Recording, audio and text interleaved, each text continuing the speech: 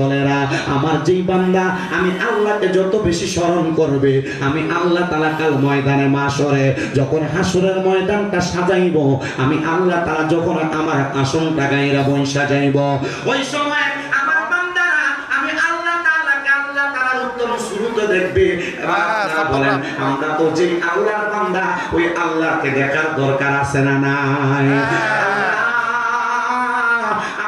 আপনার কোরআনে বললেন আপনাকে ধরা যায় না, আপনাকে ছোঁয়া যায় না, আপনাকে কেউ জন্ম দেয় নাই, আপনি কারোর থেকে জন্ম নেন নাই, তাইলে কেমনে আল্লাহ তাআলা আপনার এমন ক্ষমতা আমরা দেখব এবং আপনি আল্লাহ তাআলাকে আমরা দেখব? আমার আল্লাহ তাআলা ডাক দিয়ে জগতের বান্দার দলেরা, আমি আল্লাহ তাআলাকে যেই বান্দারা দেখবে, বান্দারা স্বাভাবিক কোন বান্দা না। এই বান্দার দুনিয়াতে যে চোখগুলা থাকবে, এই চোখগুলা আসলে বান্দার চোখ না। বান্দা যখন চোখ দিয়া আমি আল্লাহ তাআলার কোরআনটা পড়িয়া, আমি আল্লাহ তাআলার প্রশংসা জবান দিয়া করে, আমি আল্লাহর পথে তার পাও দিয়া হাঁটে, আমি আল্লাহর পথে হাত দিয়া সহযোগিতা করে, ওই সময় ওই বান্দার হাতটা বান্দার হাত থাকে না, ওই হাতটা আমি আল্লাহর কুদরতি হাত হয়ে যায়। বান্দার চোখটা বান্দার চোখ থাকে না, ওই চোখটা আমি আল্লাহর কুদরতি চোখ হয়ে যায়। বান্দার জবানটা বান্দার জবান থাকে না, ওই জবানটা আমি আল্লাহর কুদরতি জবান হয়ে যায়। এবার আমি জানতে চাই, ও আমার বাবাজিরা, বন্ধুরা, আমার আল্লাহ তাআলা যে আল্লাহ তাআলার উত্তম সুরতে আমরা বান্দাদেরকে দেখা দিবে, আসেন আমরা সবাই ওই আল্লাহ তাআলার স্মরণ করব। হযরতে আব্দুল্লাহ ইবনে আব্বাস রাদিয়াল্লাহু তাআলা হাদিস বর্ণনা করে, তিনি বলেন আল্লাহ তাআলার প্রশংসা করার জন্য সর্বপ্রথম দুনিয়াতে যেই মাধ্যম আছে এটা হলো আল্লাহর কোরআন শরীফ। ওই কোরআন যারা বেশি বেশি তেলাওয়াত করবে, তারাই আমার আল্লাহকে বেশি বেশি স্মরণ করবে। ওই আব্দুল্লাহ ইবনে আব্বাস রাদিয়াল্লাহু তাআলা মাজার শরীফ আমি গত কয়েকদিন আগে দেখে আসছি, সৌদি আরবের তায়েফ এলাকার মধ্যে আব্দুল্লাহ ইবনে আব্বাস রাদিয়াল্লাহু তাআলা নামে অত্যন্ত সুন্দর একটা মসজিদ করা। আব্দুল্লাহ ইবনে আব্বাস রাদিয়াল্লাহু তাআলা নামে ওনার কত সুন্দর একটা লাইব্রেরি করা। আব্দুল্লাহ ইবনে আব্বাস রাদিয়াল্লাহু তাআলা মাজারটা বড় সুন্দর। আব্দুল্লাহ ইবনে আব্বাস রাদিয়াল্লাহু তাআলা নামে তায়েফের মধ্যে বড় একটা গেট বানায় রাখা দিয়েছে। আমি চিন্তা করলাম, কেন তায়েফের মানুষ আল্লাহর হাবিবকে মুহাব্বত কইরা, আল্লাহর হাবিবের প্যারা সাহাবীকে মুহাব্বত কইরা হযরত আব্দুল্লাহ ইবনে আব্বাসের নামে তারা গেট বানাইলো, মসজিদ বানাইলো, মাজার বানাইলো, লাইব্রেরি বানাইলো। আমি চিন্তা করলাম, আব্দুল্লাহ ইবনে আব্বাসের সম্পর্কটা আমার নবীর সাথে ছিল।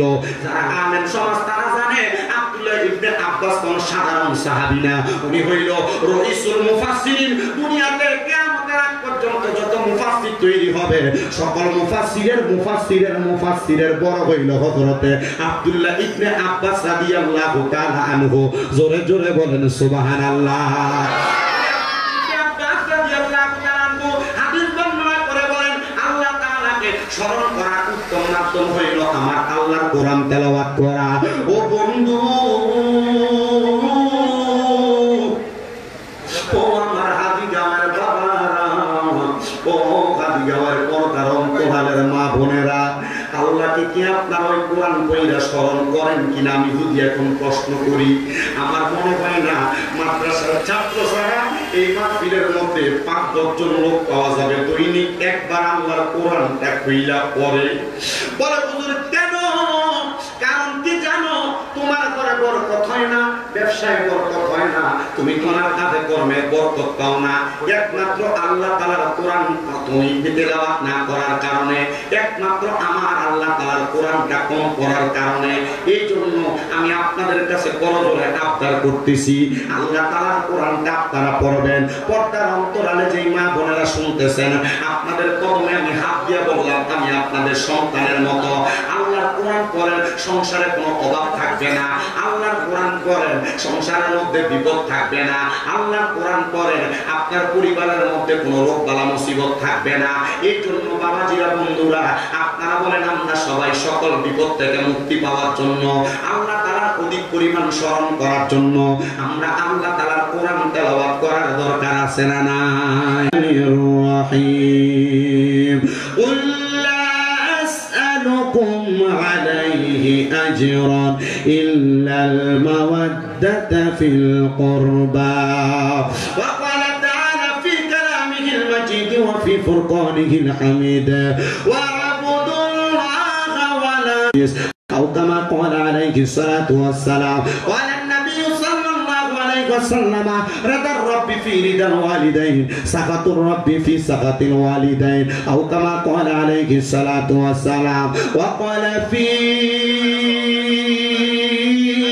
شان حبيبه ومحبوبه ومعشوقه مخبرا ومبشرا وآمرا إن الله وملائكته يصلون على النبي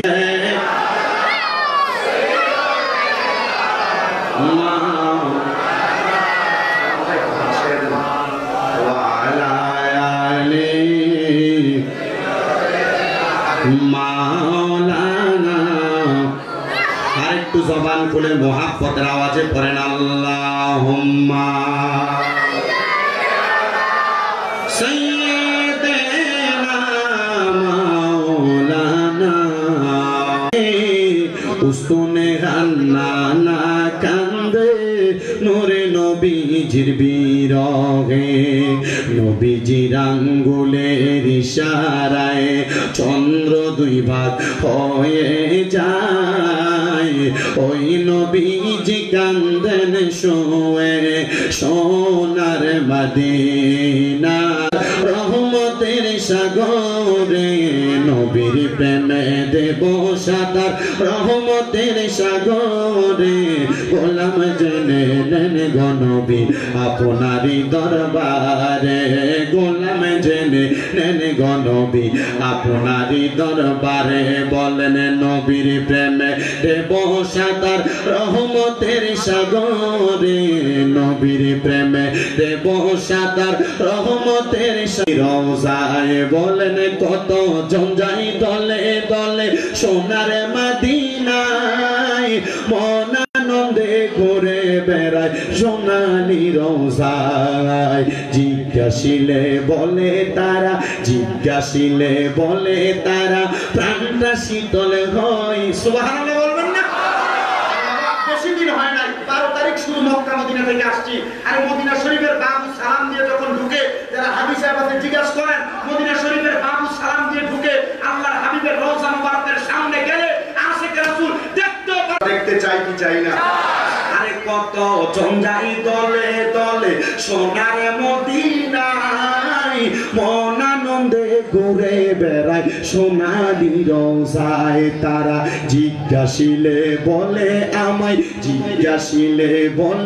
আমায় প্রাণটা শীতল হয় রে গোলাম জেনে নেন গো নবী আপনারই দরবারে বলেন গোলাম জেনে আপনারই দরবারে আল্লাহুম্মা সাল্লি মাওলানা মুহাম্মাদ ওয়া আলা আলি সাইয়্যিদিনা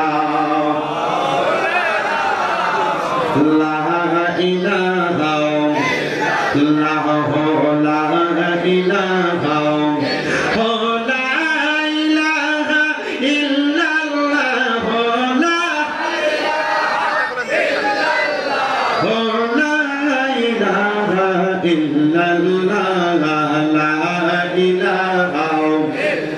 حسبي ربي جل الله وفي قلبي غير الله حسبي جل الله ما في قلبي غير الله نور محمد صلى الله جوسے نور محمد صلى الله لا إله إلا الله لا إله إلا الله لا إله غير নামাজ রোজা ছাইরো না বলেন মা বাবার খেদমত ছাইরো না আমার নবীর দরুদ হইল না বলেন নবীর দরুদ হইল না আমার নবীও তোমায় ভুলবে না লা ইলাহা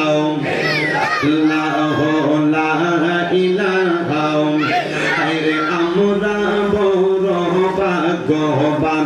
আমরার নবী আল্লাহর মেহমান আল্লাহ দয়া করে করলেন দান নবী ইমানেরি মান লা ইলাহা ইল্লাল্লাহ লা ইলাহা আরে অনেক দূরে মদিনা আমরা কেমনে যাব জানি হাসি দেওয়ার মানুষ মদিনা যাইতে চাই কি চাই না যাইতে চাই না হাত তুলে আমার আল্লাহকে দেখাই সকাল বলে একটা পরে তাকবীর দেন না আরেক তাকবীর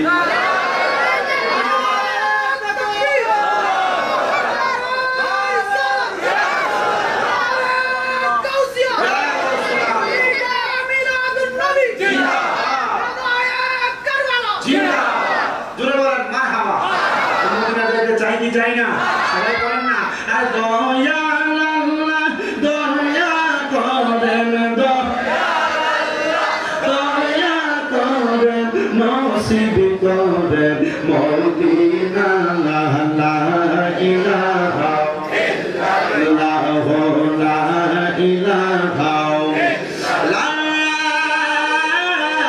ইলাহা ইল্লাল্লাহ মুহাম্মাদুর রাসূলুল্লাহ সাল্লাল্লাহু আলাইহি ওয়াসাল্লাম আমার বাবাজিরা বন্ধুরা গো আজকের মাহফিলে বসে আফদালু যিকরি লা ইলাহা ইল্লাল্লাহ সবচাইতে উত্তম জিকির লা ইলাহা ইল্লাল্লাহ আদায় করলাম আল্লাহর নবী বলে ও আফদালু দুআই আলহামদুলিল্লাহ সবচাইতে উত্তম দোয়া হলো আলহামদুলিল্লাহ আলহামদুলিল্লাহ আদায় করলাম কিন্তু বাবারা আজকের এই মজলিস জান্নাতের বাগানে আমরা যারা আসলাম পর্দার অন্তরালে আমার কত মা বোনেরা পয়সা রইছে আইরে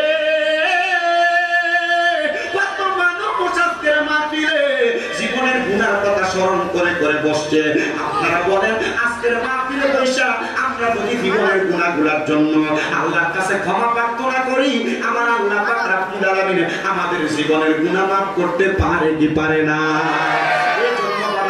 আমরা গুনাহ করলে আল্লাহ যেহেতু গুনাহগুলো মাফ করবে জীবনের গুনাহগুলো মাফ করানোর জন্য চোখটা বন্ধ করে দিয়ে আমার সাথে একটু আল্লাহ আল্লাহ ইসমে জাতের জিকির করবেন কেউ জবান বন্ধ রাখবেন না মুহাব্বতের আওয়াজে আমার আল্লাহ তাআলার ইসমে জাতের জিকির করেন আল্লাহ আল্লাহ আল্লাহ আল্লাহ আল্লাহ আল্লাহ আল্লাহ আল্লাহ আল্লাহ আল্লাহ আল্লাহ আল্লাহ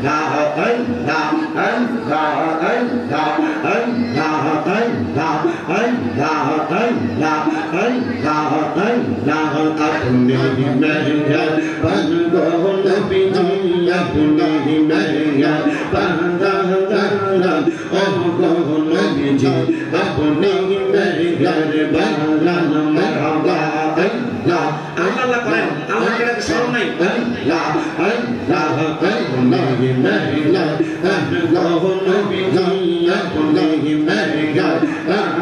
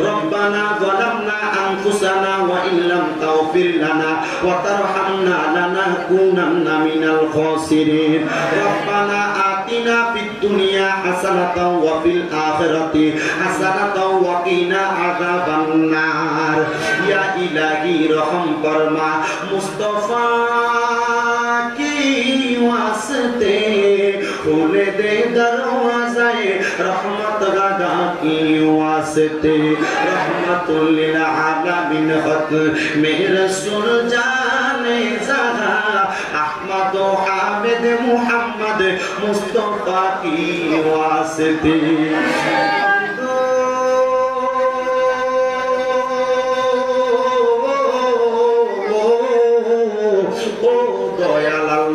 একটু রহমতের নজর করে তাকিয়ে দেখেন গো আল্লাহ এই চট্টগ্রাম জেলার অন্তর্গত আনোয়ারা থানাধীন দক্ষিণ হাজীগাঁও উলালপাড়া হযরত আল্লামা আহমদ হাসান রহমতুল্লাহ আলাইহি একতা কল্যাণ পরিষদের উদ্যোগে পবিত্র জশ্নে ঈদে মিলাদুন নবী সাল্লাল্লাহু আলাইহি ওয়াসাল্লাম শহাদে কারবালা এবং ফাতে ইয়াসরাহুম উপলক্ষে 10তম আজিমুশান নূরানী মিলাদ মাহফিল সাজাইয়া আমার সঙ্গে আলেম ওলামা দাড়ি পাকা মুরব্বি বাবারা যুবক নওজোয়ান ভাইয়েরা ছোট্ট ছোট্ট মাসুম বাচ্চারা পর্দার অন্তরালে আমার কত মা বোনেরা মুনাজাতে হাত বাড়াইছে আল্লাহ যার হাতটা তোমার কাছে মায়া লাগে পছন্দ হয় ওই হাতটার উসিলায় আমরা প্রত্যেকের মুনাজাত কবুল আর মঞ্জুর কইরা নাও আমার এই এলাকার মা বোনেরা গো কি গো মা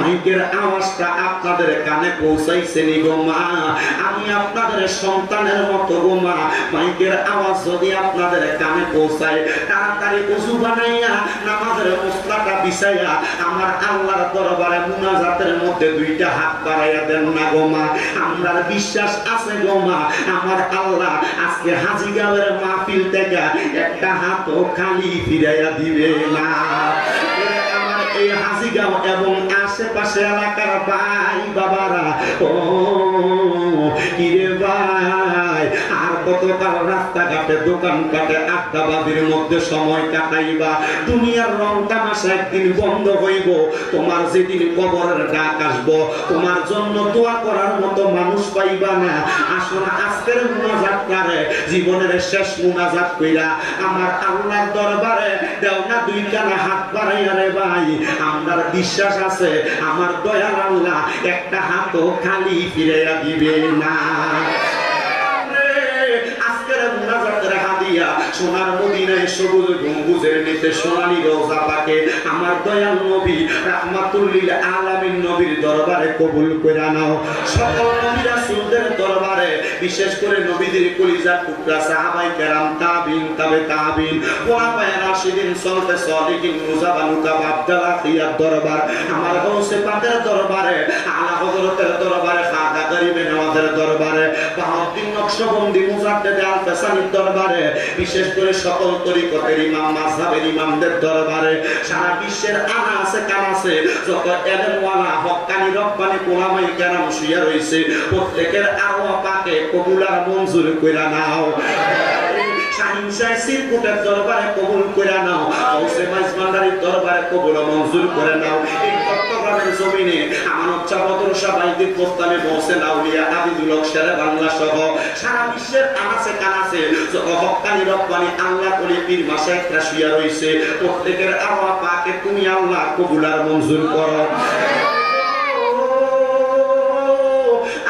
মুনাজাতের মধ্যে তিনকে তিনের সন্তানেরা হাত বাড়াইছে। একটা সিমের বান্দায় আছে যাদের জগতের মধ্যে আব্বা নাই। আব্বা সেই বাবা রিকশা চালাইয়া মাটি কাইটা মাথার গাম পায়ে ফালাইয়া পরের বাড়িতে বদলার কাজ কইরা প্রবাসের বাড়িতে নিজের রক্তরে পানি বানাইয়া সন্তানকে মানুষের মতো মানুষ করার জন্য আব্বা নিজের জীবনটাকে জীবন মনে করে নাই। এমন আব্বাজান যাদের অন্ধকার কবরে রে আল্লাহ, আপনার কবরটারে তুমি আল্লাহ জান্নাতের বাগান বানিয়ে দাও। এমন অনেক সন্তানেরা হাত বাড়াইছে, আব্বাজান তারারে কষ্ট করে মানুষ করছে, কিন্তু আজকে লাখ লাখ টাকার মালিক আব্বাজান রে একটা 500 টাকা কিনা লুঙ্গি পরাইতে পারে না। এমন অনেক সন্তানরা হাত বাড়াইছে যে সন্তানের জগতের মধ্যে মা দুঃখিনী নাই, মা কবরে, যে মা নিজে না খেয়ে তারা খাওয়াইছে, যে মা 10 মাস 10 দিন গর্ভে ধারণ কইরা সন্তানের প্রসব বেদনা সহ্য করতে মার বড় কষ্ট হয়েছে। মায়ের গর্ভটা অবস্থায় একবার ডান দিকে লাথি দিছি, বাম দিকে লাথি দিছি, আল্লাহ মা জননী ঘুমাইতে পারে নাই। মা বড় কষ্ট করে সন্তানরা দুনিয়াতে জন্ম দিছে। এমন সময় গেছে বিছানার ডান দিকে প্রস্রাব করে দিলে মা নিয়া বাম দিকে শোয়াইতো, বাম দিকে প্রস্রাব করে দিলে মা বিদা জায়গায় ঘুমাইয়া সন্তানদারে শুকনা জায়গায় মাঝখানে কবুল হইতো। জানি না এই হাদিগাওয়ালা কার কে জানি হাত বানাইছে, কার জানি এমন মা দুঃখিনী অন্ধকার কবরে। মা বিশ্বাস করে বাড়িতে যাইব, সবার চেহারা দেখবো, কিন্তু গরম দুঃখী মার চেহারাটা দেখবো। এমন দরদি হবে কেউ হবে না আমার মা।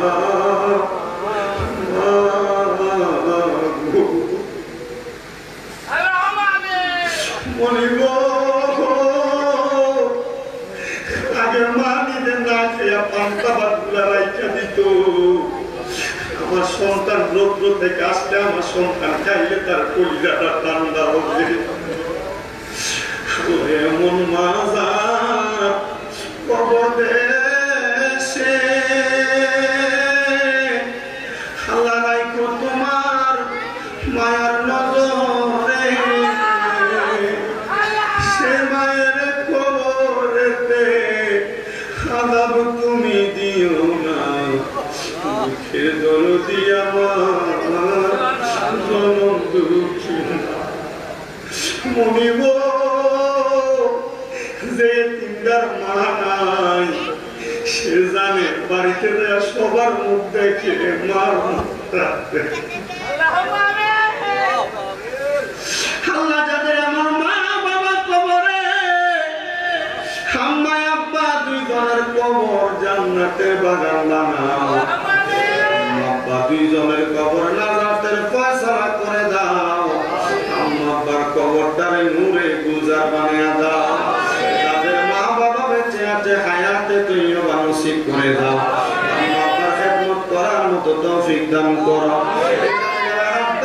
প্রত্যেকের ব্যবসা বাণিজ্য কাজে কর্মে চাকরি বাকরি পড়ালেখার মধ্যে বিদ্যা বুদ্ধি বাড়াইয়া দাও। অনেক প্রবাসী ভাইয়েরা বিদেশ থেকে দোয়া চায়, প্রবাসীদেরকে কবুল আর মঞ্জুর করে নাও। আল্লাহ আজকে আজকের মাহফিলে যারা টাকা দিয়া, পয়সা দিয়া, শ্রম দিয়া, বুদ্ধি দিয়া, পরামর্শ দিয়া, মাইক দিয়া, লাইট দিয়া, মিডিয়ার বাইরে সহ সম্মানিত শ্রোতা মণ্ডলী যারা উপস্থিত হয়েছে, প্রত্যেককে তুমি আল্লাহ কবুল আর মঞ্জুর করে নাও। এই মাহফিল 10তম মাহফিল কিয়ামত পর্যন্ত কবুল ও মঞ্জুর করো। মরণের আগে বারবার মক্কা মদিনা দেখাইয়া আমাদের মরণের আগে নূরানী নবীর নূরানী চেহারা মুবারক দেখতে দেখতে আখিরি জবানে মধুর কালেমা পড়াইয়া দিয়েন লা ইলাহা ইল্লাল্লাহু মুহাম্মাদুর রাসূলুল্লাহ সাল্লাল্লাহু আলাইহি ওয়াসাল্লাম। একটা জবান বন্ধ রাখবেন না। যাদের জবান আছে তাদের কাছে আমার দাবি আছে, আপনারা বলেন মুনাজাতের মধ্যে যা কিছু চাইলাম কার কাছে? আল্লাহর প্রশংসা করে একটা বার জোরে করেন আলহামদুলিল্লাহ। মুআজ্জিজ মুহতারাম, আজকের জান্নাতের বাগানের যিনি সম্মানিত প্রধান মেহমান, আপনাদের সুপরিচিত মুখ, যিনি আপনাদের হযরতুল আল্লামা আহমদ হাসান রহমতুল্লাহ আলাইহি হুজুরের বড় নাতি জনাব মোহাম্মদ কামরুল ইসলাম সাহেব, মাহফিলের সম্মানিত উদ্বোধক, আহলে সুন্নাত ওয়াল জামাতের সভাপতি, হাজীগাঁও এলাকার আলহাজ হাজী আহমদ নূর সওদাগর সাহেব, বারাকাল্লাহু ফি হায়াতি। মাহফিলের প্রধান আকর্ষণ আমার পরপর মূল্যবান তাকরীর করবেন যিনি আমাদের কুমিল্লার সন্তান মুফতি গোলাম রাব্বানী কাসিমি মুত্তাসিল্লাহুল আলী, বারাকাল্লাহু ফি হায়াতি। আল্লাহ হুজুর হায়াতে বরকত দান করুন, জোরে বলেন আমিন। মাহফিলের মূল্যবান তাকরীর করেছেন হযরত মাওলানা মোহাম্মদ ইমরানউদ্দিন আল কাদেরী, বিশেষ বক্তা হযরত মাওলানা মোহাম্মদ নাসামউদ্দিন আনোয়ারি, সভাপতি আলহাজ হাজী মোহাম্মদ শামসুল আলম সওদাগর সাহেব সহ মাহফিলের যিনারা ইন্তজাম করেছেন দক্ষিণ হাজীগাঁও কুলারপাড়া হযরত আল্লামা আহমদ হাসান রহমতুল্লাহ আলাইহি একতা কল্যাণ পরিষদ এবং আমার ডাইনে বামের সামনে বসে থাকা আলেম সমাজ, দাড়ি বাবা মুরব্বী বাবারা, যুবক নওজোয়ান ভাইয়েরা, ছোট্ট ছোট্ট মাসুম বাচ্চা, পর্দার অন্তরালের মা বোনেরা, আবারও সালাম বিনিময় করছি, মুহাব্বতের আওয়াজে জবাব দিবেন আসসালামু আলাইকুম ওয়া রাহমাতুল্লাহ। আপনারা বলেন হাজীগাঁও এলাকায় এত সুন্দর মিলাদুন নবী, সোহাদায়ে কারবালা, ফাতিহার মাহফিল হচ্ছে, আপনারা খুশি না বেজার? আপনারা বলেন খুশি ওয়ালাদের আওয়াজ আসতে হয় না জোরে হয়? আওয়াজটা আলহামদুলিল্লাহ কি আসতে হবে না জোরে হবে? আপনারা আনোয়ারাবাসী পারেন, এটার আরেকটা প্রমাণ দিলেন আপনারা এই 2 দিন আগে যে জুলুস করেছেন আনোয়ারার মানুষ। আলহামদুলিল্লাহ সারা বাংলাদেশে আহলে সুন্নাত ওয়াল জামাতের লিয়াজু কমিটি নাম দিয়ে খুব সুন্দরভাবে সুন্নিয়ত যেভাবে দলভুক্ত ছিল, দলগুলো একসাথে হয়ে আহলে সুন্নাত ওয়াল জামাতের এই ব্যানারের মধ্যে সুন্নিরা জশ্নে জুলুস মিলাদুন নবী করছে, সুন্নিরা ঐক্য গড়ে তুলে সুন্নিদের একটা প্ল্যাটফর্মের মধ্যে এক হচ্ছে। একটা কথা মনে রাখবেন, এই সুন্নিয়তের ঐক্যের প্ল্যাটফর্মে যারা এখন পর্যন্ত বাধা হয়ে দাঁড়িয়ে আছে, আল্লাহর কসম এরা কখনো সুন্নিয়তের ভালো চায় নাই। তারা কখনো সুন্নিয়তের ভালো চায় নাই। এই জন্য আমি আমার আনোয়ারাবাসী সহ সোশ্যাল মিডিয়ার মাধ্যমে সারা বাংলাদেশের যত মানুষ দেখবেন, আপনাদের কাছে আমার এতটুকু আবদার, সুন্নিয়ত আপনারা বিভিন্ন দরবারের মানুষ হতে পারেন, সুন্নিয়তের এতদিন অনেক দল থাকতে পারে, আহলে সুন্নাত ওয়াল জামাতের নাম দিয়ে অনেকগুলা দল হইতে পারে, তবে এক কথায় এক বাক্যে মনে রাখবেন, আল্লাহর ওলিদের মাজার রক্ষার্থে আহলে সুন্নাত ওয়াল জামাতের মানুষগুলা ঈদে মিলাদুন নবী সাল্লাল্লাহু আলাইহি সাল্লামের জুলুস করেছে, এই জুলুসে বাতিলরা হামলা করেছে। আহলে সুন্নাত ওয়াল জামাতের অস্তিত্ব রক্ষার্থে দরবার আলাদা হবে, সুন্নিয়ত এক হবে। আনোয়ারের মানুষ যেভাবে প্রমাণ করেছে, সারা বাংলার মানুষ সেভাবে প্রমাণ করতে হবে। কথা বলেন ঠিক কি না?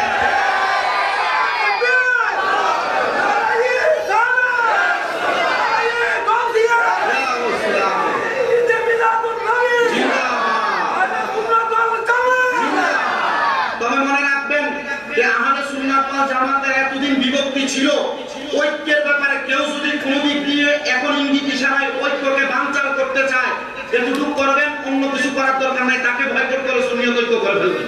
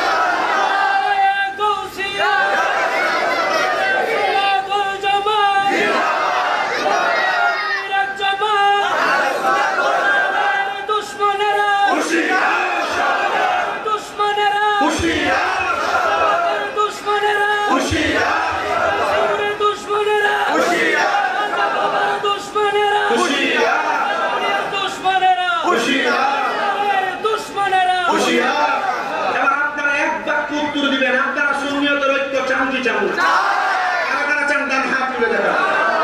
আপনারা সুন্নিয়তের ঐক্য চান কি চান না? এই সুন্নিয়তের ঐক্যের ব্যাপারে আমরা সবাই একমত। এখন থেকে সুন্নিয়তের ঐক্যের ব্যাপারে কেউ যদি কোনোভাবে ইঙ্গিত ইশারায় ঐক্যকে বানচাল করতে চায় তাকে বয়কট করা হবে। রাজি আছেন ইনশাআল্লাহ? আমাদেরকে কবুল করুন, জোরে বলেন আমিন। আজকের মাহফিলের বসিলা আমাদের মনে নেক আশা পূরণ করুন, জোরে বলেন আমিন। আর মাহফিল কমিটি ভাইরা দুইটা সাবজেক্ট দিয়েছে। আমি নগণ্য মানুষ, মূর্খ মানুষ, নাচিস মানুষ, আমার এলেম কালাম নাই। লাকাদ খালাকনাল ইনসানা ফি আহসানি তাকওয়িম, আল্লাহ তাআলা উত্তম সুরত দিয়ে বানাইছেন। তবে আল্লাহ তাআলা আবার বলেন ইন্নাল ইনসানা লাফি, সকল মানুষ নিশ্চয়ই ক্ষতিগ্রস্ত। তো আমি ক্ষতিগ্রস্তদের অন্তর্ভুক্ত হয়তো না, তো আমি আমাকে ক্ষতিগ্রস্তদের অন্তর্ভুক্ত হইয়া আমি আমার এই পাপি জবান দ্বারা যা বলবো আপনারা যা শুনবেন, এমন বলা আপনাদের শোনার মাঝে যদি কোনো ত্রুটি হয় এই ত্রুটিটা একদিকে রাখবেন। আমার 10টা কথার মাঝে 8টা কথা ত্রুটি, যে 2টা কথা সঠিক আপনি সঠিক 2টা কথা মানবেন। কথা বলেন না কেন? অনেক তো চলে, তাহলে তো সুন্নিয়তের মাঝে কোনো ভেজাল হয় না, তাহলে তো আমাদের মাঝে ভুল বোঝাবুঝি হয় না। তা আমার মাহফিল কমিটির 2টা সাবজেক্টের উপরে চেষ্টা করবো একটু করে আপনাদেরকে বলার জন্য। মাহফিলের যিনি প্রধান আকর্ষণ মুফতি গোলাম রাব্বানী কাশিম হুজুর আপনাদেরকে নিয়ে মূল্যবান তকরীর করবে, আমি আমার সাবজেক্টের উপরে তকরীর করব। এই তকরীরের আগে আপনারা মুহাব্বতে একটু দুরূদ শরীফ পড়েন, সালাতুল্লাহ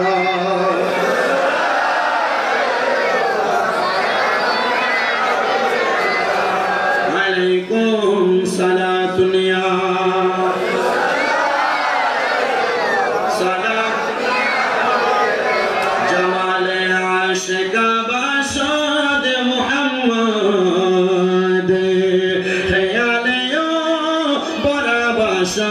أحمد صلاة يا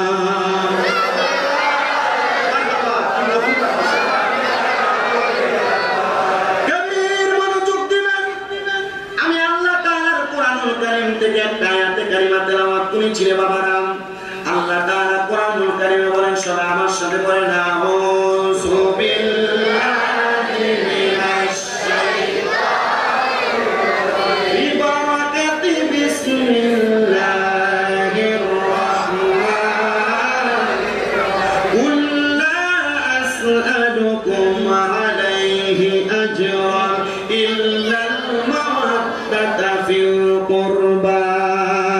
জবান খুলে উচ্চ কণ্ঠে জোরে জোরে পড়েন আল্লাহু আকবার।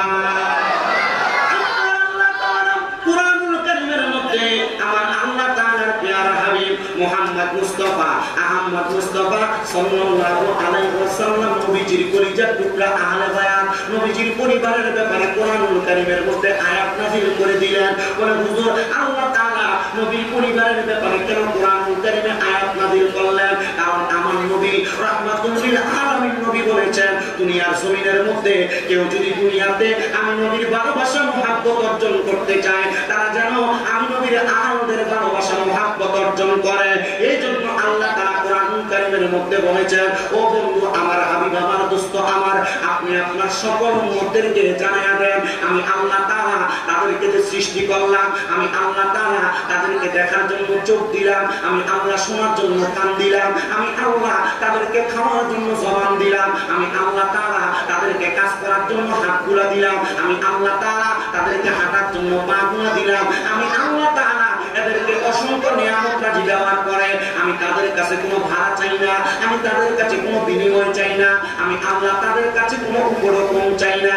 ও আল্লাহ, আপনি কি চান? আমার আল্লাহ তাআলা ঘোষণা করে ইল্লাল মাওয়াদ্দাতা ফিল কুরবা, আমার আল্লাহ তাআলা আমার নবীর মাধ্যমে নবীর বংশধর নবীর নিকটবর্তীদের ভালোবাসা চাই। জবান খুলে বলেন সুবহানাল্লাহ। ইয়া রাসূলুল্লাহ, ইয়া হাবিবাল্লাহ, নবী গো আপনার কাছে জানতে চাই, আমার আল্লাহ তাআলা আপনার প্যারা হাবিব, আপনি প্যারা হাবিব মুহাম্মদুর রাসূলুল্লাহ বংশধর আহলে বায়াতের ভালোবাসা চাই। কারণটা কি আপনার কাছে জানতে চাই।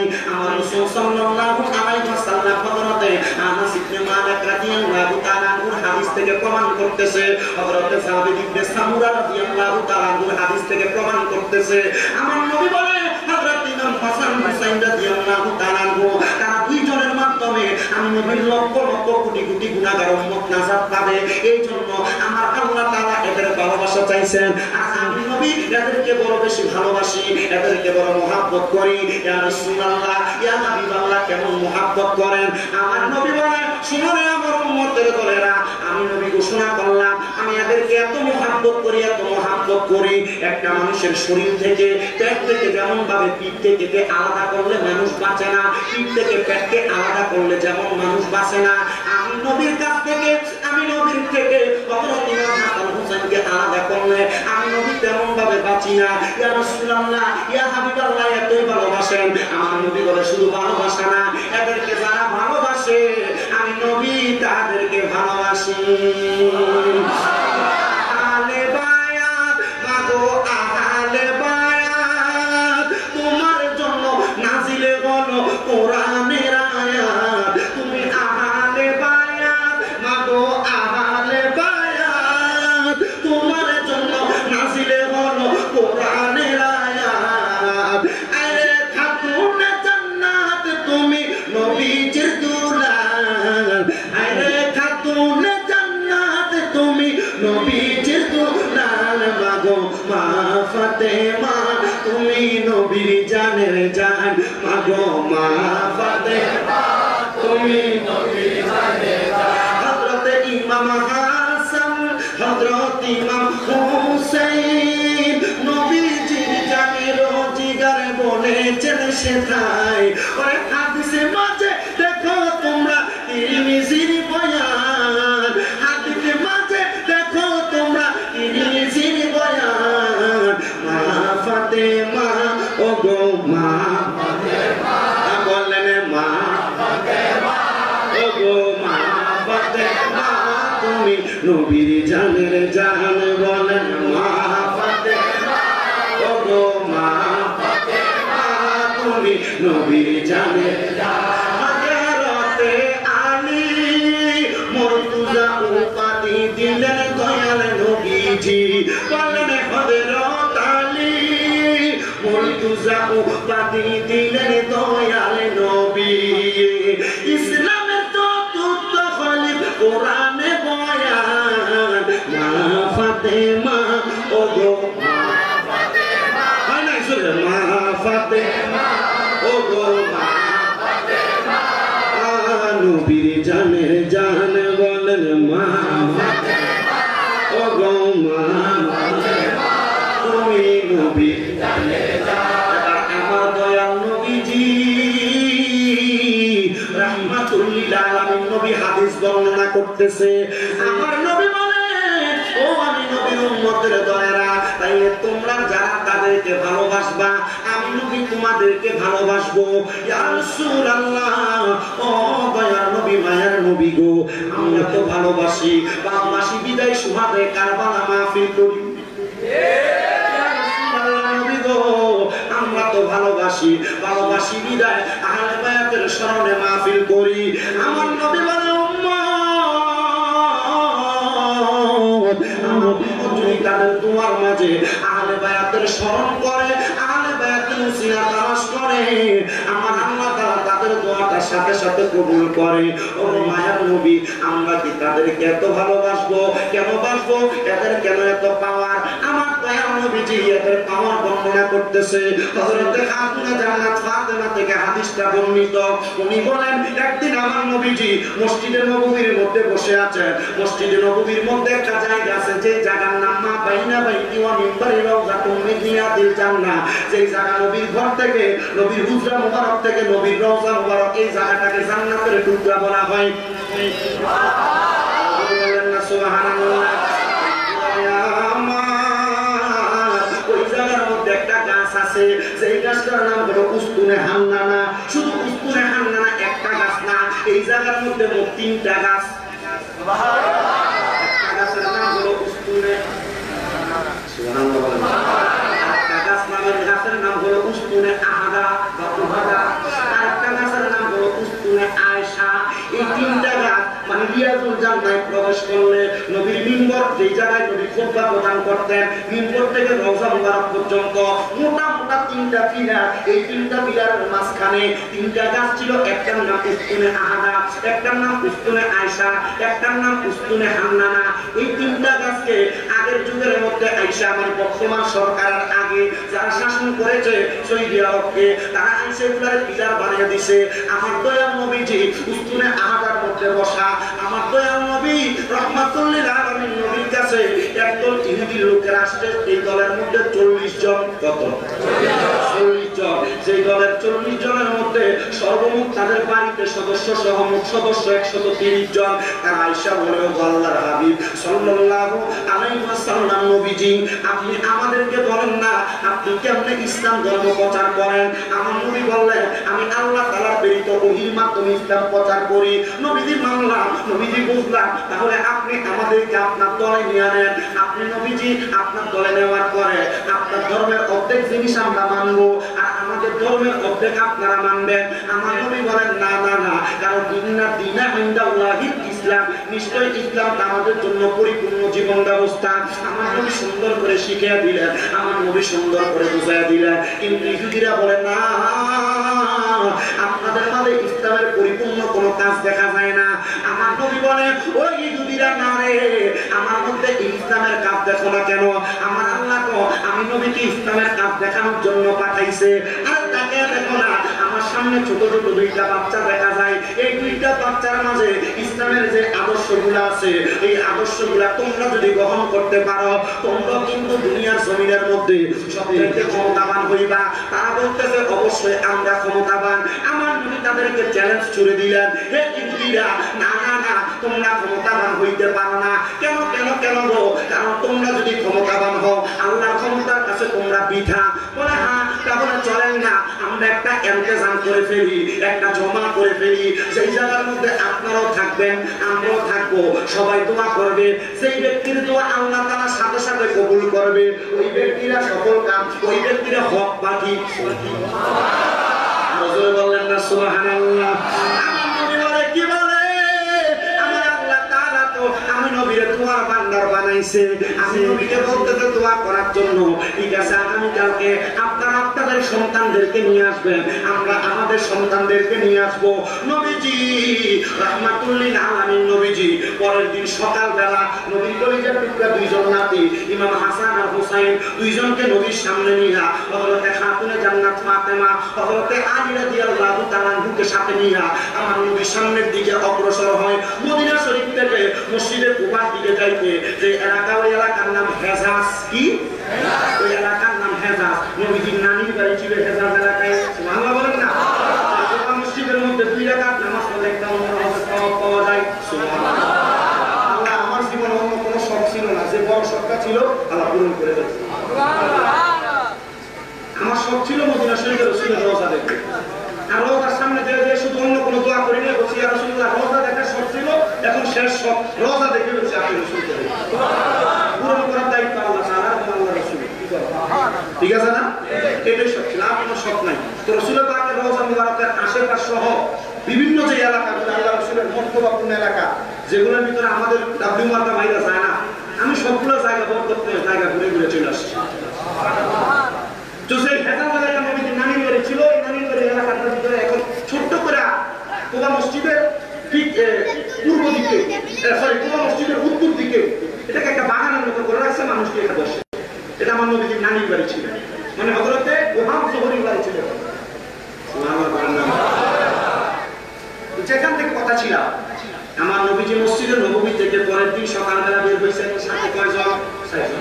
সাথে কয়জন? আমার দয়াল নবী মাসকানি, হযরত ইমাম আলী মাকাম, হযরত খাতুনে জান্নাত ফাতেমা, হযরত ইমাম হাসান, হযরত ইমাম হুসাইন রাদিয়াল্লাহু তাআলা আনহুমা, এদেরকে নিয়ে আমার নবীর সামনে যায়। হেজাজ অঞ্চল থেকে একবারে দূরবর্তী জায়গা, যে জায়গায় বর্তমানে বীরের রাওহা অবস্থিত। বীরের রাওহা, বলুন তো বীরের রাওহা? হ্যাঁ, বদরের যুদ্ধ করে আসার সময় আমার নবীজি সাহাবায়ে কেরাম অসুস্থ হয়ে গেছে।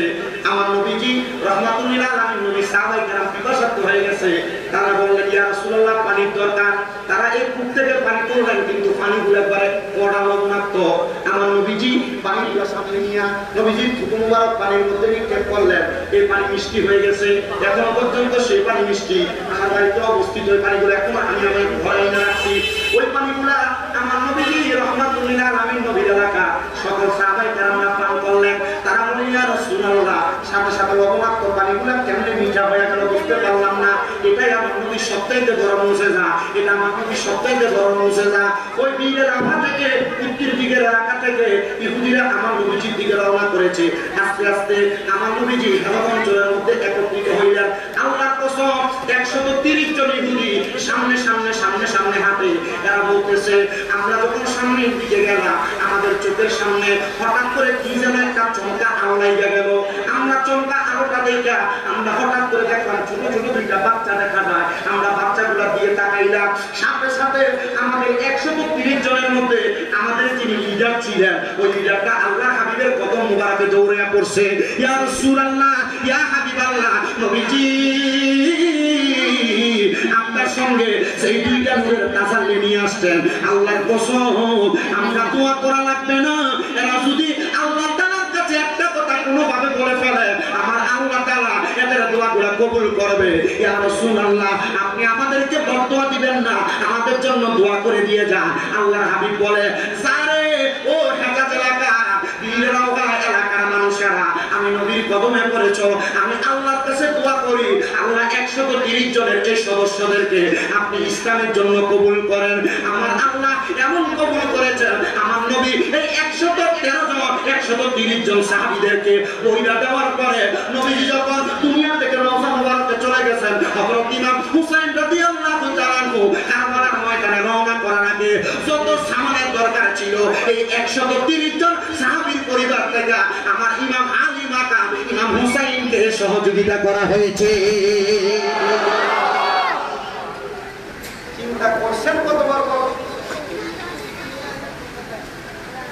বরকত ছিল কাফের, ছিল কি নবীজির কদম মুবারকের সরকার শহাদায়ে কারবালার যুদ্ধের ময়দানের সহযোগী।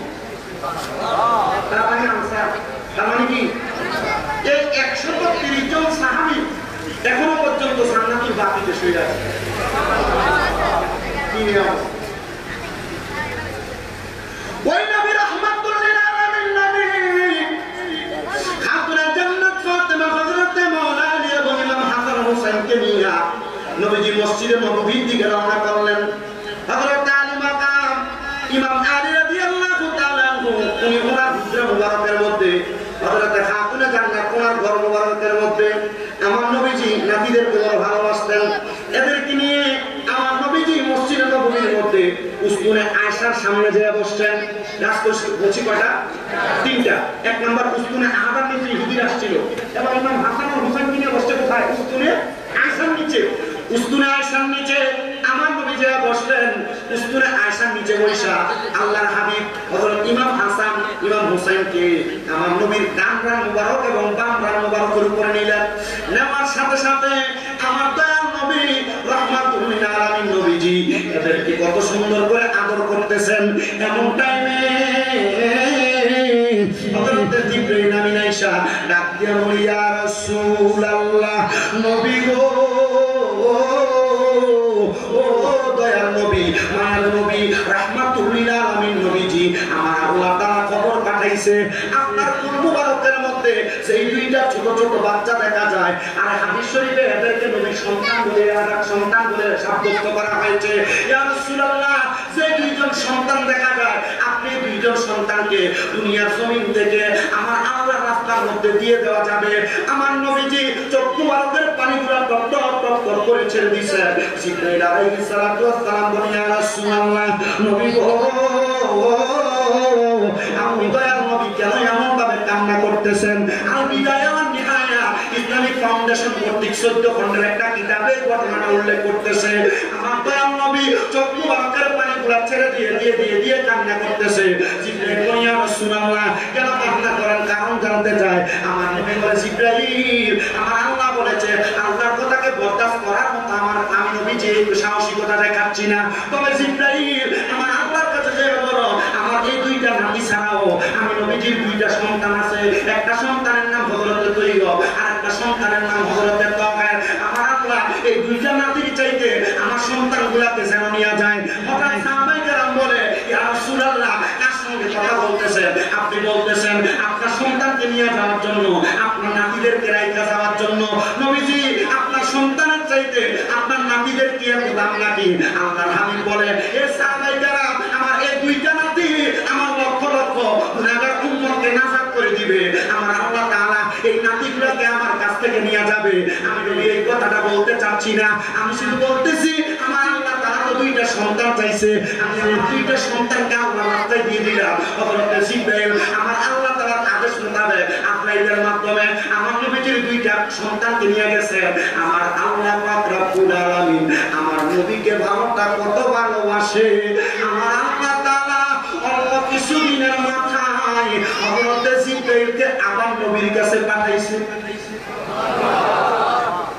জিবরাইল আলাইহিস সালাম আল্লাহর হাবিবের দরবারে, উনি জানতেন আল্লাহ তাআলা রাসূল পাককে যে খবরগুলো দেন, এই প্রত্যেকটা খবর রাসূল পাক সাল্লাল্লাহু আলাইহি সাল্লামের কাছে বলে কি? হযরত জিবরাইল আলাইহিস সালাম, ইয়া রাসূলুল্লাহ, আল্লাহ তাআলা পাঠাইছে আপনার যে দুইটা নাতি, এই দুইটা নাতিকে আপনি আল্লাহর হাতে দিয়ে দেওয়া। আমার নবী আমার কান্না শুরু করে জিবরাইল আলাইহিস সালাম এই কথা বলার সাথে সাথে আমার নবী আবার কান্না করতেছেন। রাহমাতুল লিল আলামিন নবী ডাক দিয়া কয়, জিবরাইল, আমার আল্লাহ তাআলা যে আমার দুইটা সন্তানকে নিয়ে গেছে, আমি আমার আল্লাহর কাছে কোনো বিনিময় চাই নাই। আমার আল্লাহর কাছে জিজ্ঞাসা করলে, জিবরাইল, আমার এই দুইটা নাতিকে যে আমার আল্লাহ তাআলা আল্লাহর জন্য নিয়ে যাবেন, আমার আল্লাহ তাআলা আমি নবীকে কি দান করবেন? আমার আল্লাহ তাআলার কাছে জিবরাইল আলাইহিস সালাম দেখা দিয়া কয়, ইলাহি, আপনার হাবিব মুহাম্মদুর রাসূলুল্লাহ বলেছেন ওনার নাতিদের শাহাদাতের বিনিময় আপনি কি দিবেন? আমার আল্লাহ তাআলা জানাতে জিবরাইল আমার হাবিবের কাছে বলে দাও, আমার হাবিব ওনার নাতিদের শাহাদাতের বিনিময় আমি আল্লাহর কাছে যা চাইবে আমি আল্লাহ তা দিব।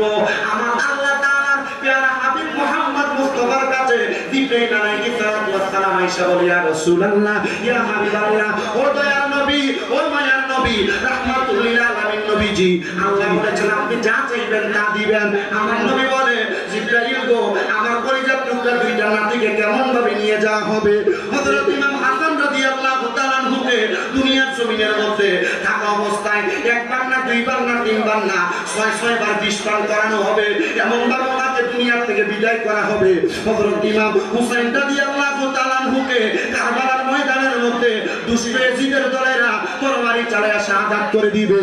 ইয়া রাসূলুল্লাহ, নবীজি, আপনি নবী যদি চান হযরত ইমাম হুসাইনকে সেই জায়গার মধ্যে শাহাদাত করে দেওয়া হবে, আমি আপনাকে সেই জায়গার মাটি দেখিয়ে দিতে পারবো। আমার জিবরাইল আমার নবীর কাছে কিছু মাটি প্রদান করলে আমার নবীজি সেই মাটিগুলা হাতের মধ্যে নিয়ে বলতেছে, এই মাটিটা হইল কারবালার মাটি। এই কারবালার মাটিটা আমার নবী হাতে নিয়ে হযরত ইমাম হুসাইনের ফুফি আম্মার হাতের মধ্যে দিলেন। এর নবীর কলিজার টুকরা নাতি, ফুফি আম্মা, তোমার কাছে আমি দিয়ে দিলাম মাটিগুলা। সেই দিন দেখবা এই মাটির কালারটা লাল হয়ে গেছে, মনে করবা সেই দিন আমার হোসেন কারবালার মধ্যে শহীদ হয়ে গেছে। আমার দয়াল নবীজি চোখ মুবারকের পানিগুলা ছেড়ে ছেড়ে কাঁদতেছে। এমন টাইমে মসজিদে নববীর মধ্যে উসমানে আয়েশার সামনে দিয়ে আমার দয়াল নবীজির কন্যা হযরতে খাতুনে জান্নাত ফাতেমা হেঁটে হেঁটে যাইতেছে। আর দেখতেছে আমার নবীজি হযরত ইমাম হাসানের ঠোঁট মুবারকের মধ্যে চুমা দিতেছে, ইমাম হুসাইনের গলা মুবারকের মধ্যে চুমা দিতেছে। হযরতে খাতুনে জান্নাত ফাতেমা আমার নবীজির সামনে দৌড়ায় আয়েশা ডাক দিয়া বলতেছে, আব্বা গো, ইয়া রাসূলুল্লাহ, ইয়া হাবিবাল্লাহ, নবী গো, ও দয়াল নবী, আপনি যেই কোনো কাজ করেন প্রত্যেকটা কাজের আদেশ কেমনে বলা হইল? ইয়া রাসূলুল্লাহ, হযরত ইমাম হাসান রাদিয়াল্লাহু তাআলা আনহু আপনি কি লাগা ঠোঁটের মধ্যে চুমা দিলেন? কি কারণে ঠোঁটের মধ্যে চুমা দিলেন? আমার দয়াল নবী চোখ মুবারকে পানি ছেড়ে দিয়ে আরো কান্না করেন। আনাস ইবনে মালিক রাদিয়াল্লাহু তাআলা বলেন, আমি তখন থেকে আমার নবীজির 10 বছর টানা খেদমত করেছি। 10 বছর খেদমত করেছি। উনি বলেন, একটা ছোট বাচ্চা দুধ না পাইলে যেমন ভাবে কান্না করে, আমি দেখছি আমার রাসূলের চাইতে বেশি চোখের পানি ফেলে কান্না করে। খাতুনে জান্নাত ফাতেমা বলে, আব্বা আপনার চোখ মুবারকে পানি দেখা যায়, কান্না কেন? আমার দয়াল নবী বলে, ফাতেমা আমার হাসান, যে হাসান রাদিয়াল্লাহু তাআলা আনহু মাথার তালু মুবারক থেকে নাভি মুবারক পর্যন্ত দেখতেও বিকল আমার নবীজির মতো। দয়াল নবী বলে, হে ফাতেমা, মাথায় টুপি, মুখের মধ্যে দাড়ি, শরীরে পাঞ্জাবি, এই দুষ্টু আদিদের দলেরা আমার হাসানের মুখের মধ্যে তারা বিষ পান করাইব। কিতাব প্রমাণ করে আমার দয়াল নবীর নাতি হযরত ইমাম হাসান রাদিয়াল্লাহু আনহুকে ওই দুষ্টু আদিদের দলেরা একবার না দুইবার না 6 বার বিষ পান করাইছে। কিন্তু ইমাম হাসানের এই বিষক্রিয়া ওনাকে মারতে পারে নাই, শহীদ করতে পারে নাই। জিজ্ঞাসা করা হলো, ইমাম হাসান এতবার বিষ পান করায় আপনি কেন শাহাদাতের পেয়ালা পান করেন না? উনি বলেন, আমার এই ঠোঁটের মধ্যে রাহমাতুল লিল আলামিন নবীর ঠোঁট মুবারক লাগছে। আল্লাহর কসম, যে নবীর থুতু মুবারক কোন পানিতে পড়লে পানি লবণাক্ত থেকে মিষ্টিতে রূপান্তরিত হয়, ওই ঠোঁট মুবারক আমি হাসানের ঠোঁট মুবারকে লাগছে। আল্লাহর কসম, বিষ আমার মুখে গেলে মধু হয়ে যায়।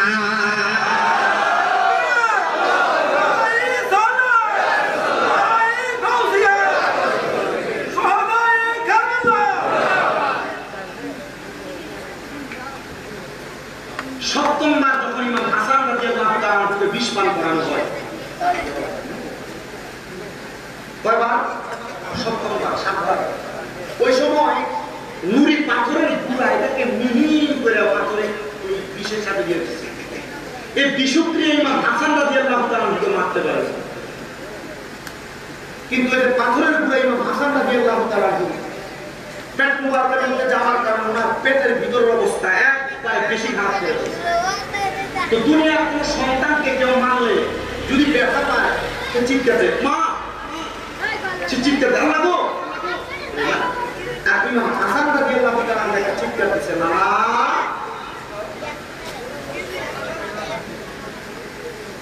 জামিয়া আহমদিয়া সুন্নিয়া আলিয়া মাদ্রাসায় আল্লামা আনিসুজ্জামান হুজুরের লিখিত শানে কারবালা কিতাবে এই জায়গাটা সংগ্রহ করে বলেছে,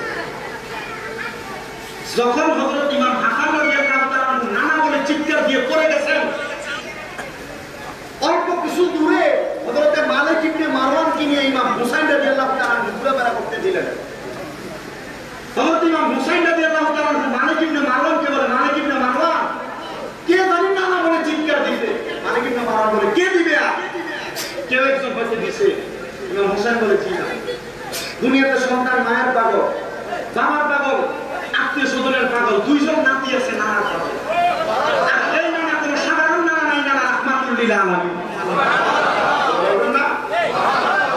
বলে রহমতে আলমে নবী নূরে মুজাসসাম, বলেন রহমতে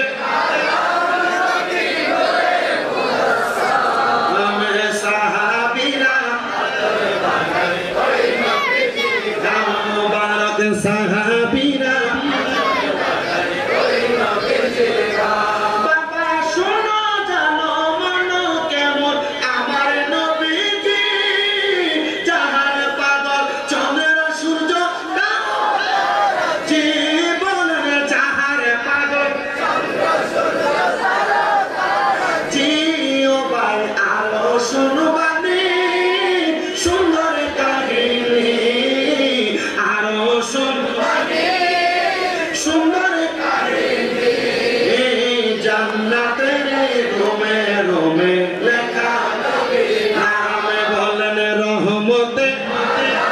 নবী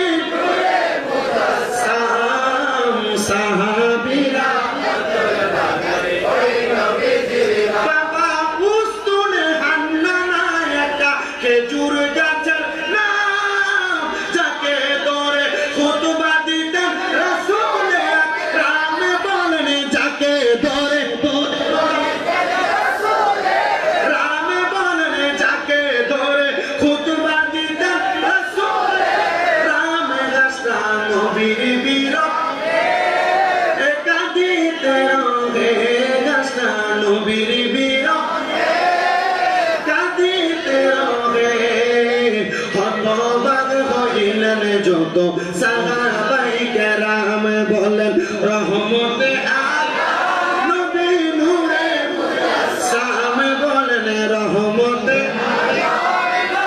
নূরে মুজাসসাম সাহাবীরা আতর বানাই ওই নবীজি গাম মুবারক সাহাবীরা আতর বানাই ওই নবীজি বাবা ওলিউল্লাহ নবীর কাছে এই আরাধনা দেখিব নবী নূরের ছবি যতই কল্পনা বলেন দেখিব নবী নূরের ছবি না আমার বিদায় বেলাতে নবী আসবে দেখিতে আমার বিদায় বেলাতে নবী আসবে দেখিতে শুনলে আসে করে তো আশা মরণ সময় নবী দিদার পাবে কথা বলেন ঠিক না মামুনরা নবী নবী বলে যখন কান্না করে যখন মানুষের মাথা চালাতে নবী নবী বলে কান্না করে সুন্নিরা নবী নবী করে এই জন্য কারণ মরার আগে একবার নবীকে দেখতে চাই কারণ সেই নবীকে দেখলে জাহান্নাম হারাম ওই নবীকে দেখতে চাই কি চাই না আমার বিদায় বেলাতে নবী আসবে কার বিদায় বেলা আমার কার হাত তুলে দেখান কার বলেন আমার বিদায় বেলাতে নবী আসবে দেখিতে আমার বিদায় বেলা জুড়ে নবী আসবে দেখিতে আমি পাগলা কিয়াম করে জানাবো সালাম বলেন আমরা সবাই কিয়াম করে জানাবো সালাম বলেন রহমতে আলম নবী নূরে সালাম বলেন রহমতে সালাম সাহাবীরা আতর বানাই কাম বলেন সাহাবীরা বন্ধুরা রে আমার ও আনোয়ার হাজিগাঁও চিউরি এলাকার বাবারা উলাল পাড়ার বাবারা মনোযোগ দিবেন হযরত ইমাম হুসাইন রাদিয়াল্লাহু তাআলা একটা দৌড় মাইরা ইমাম হাসানের সামনে আয়েশা ডাক দিয়া কয় বড় ভাই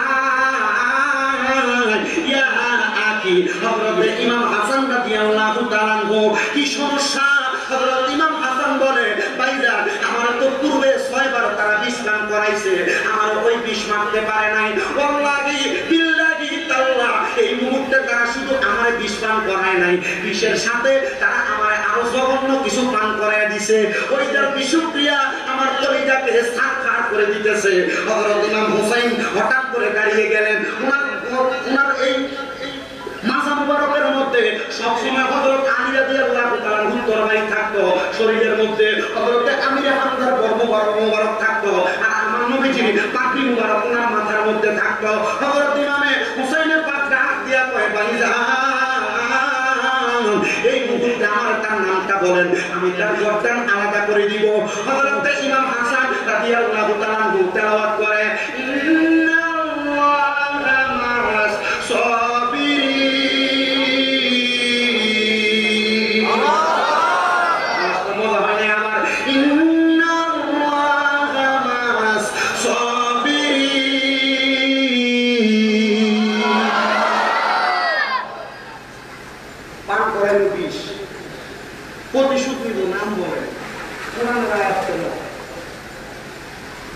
এটা অনেক কিছু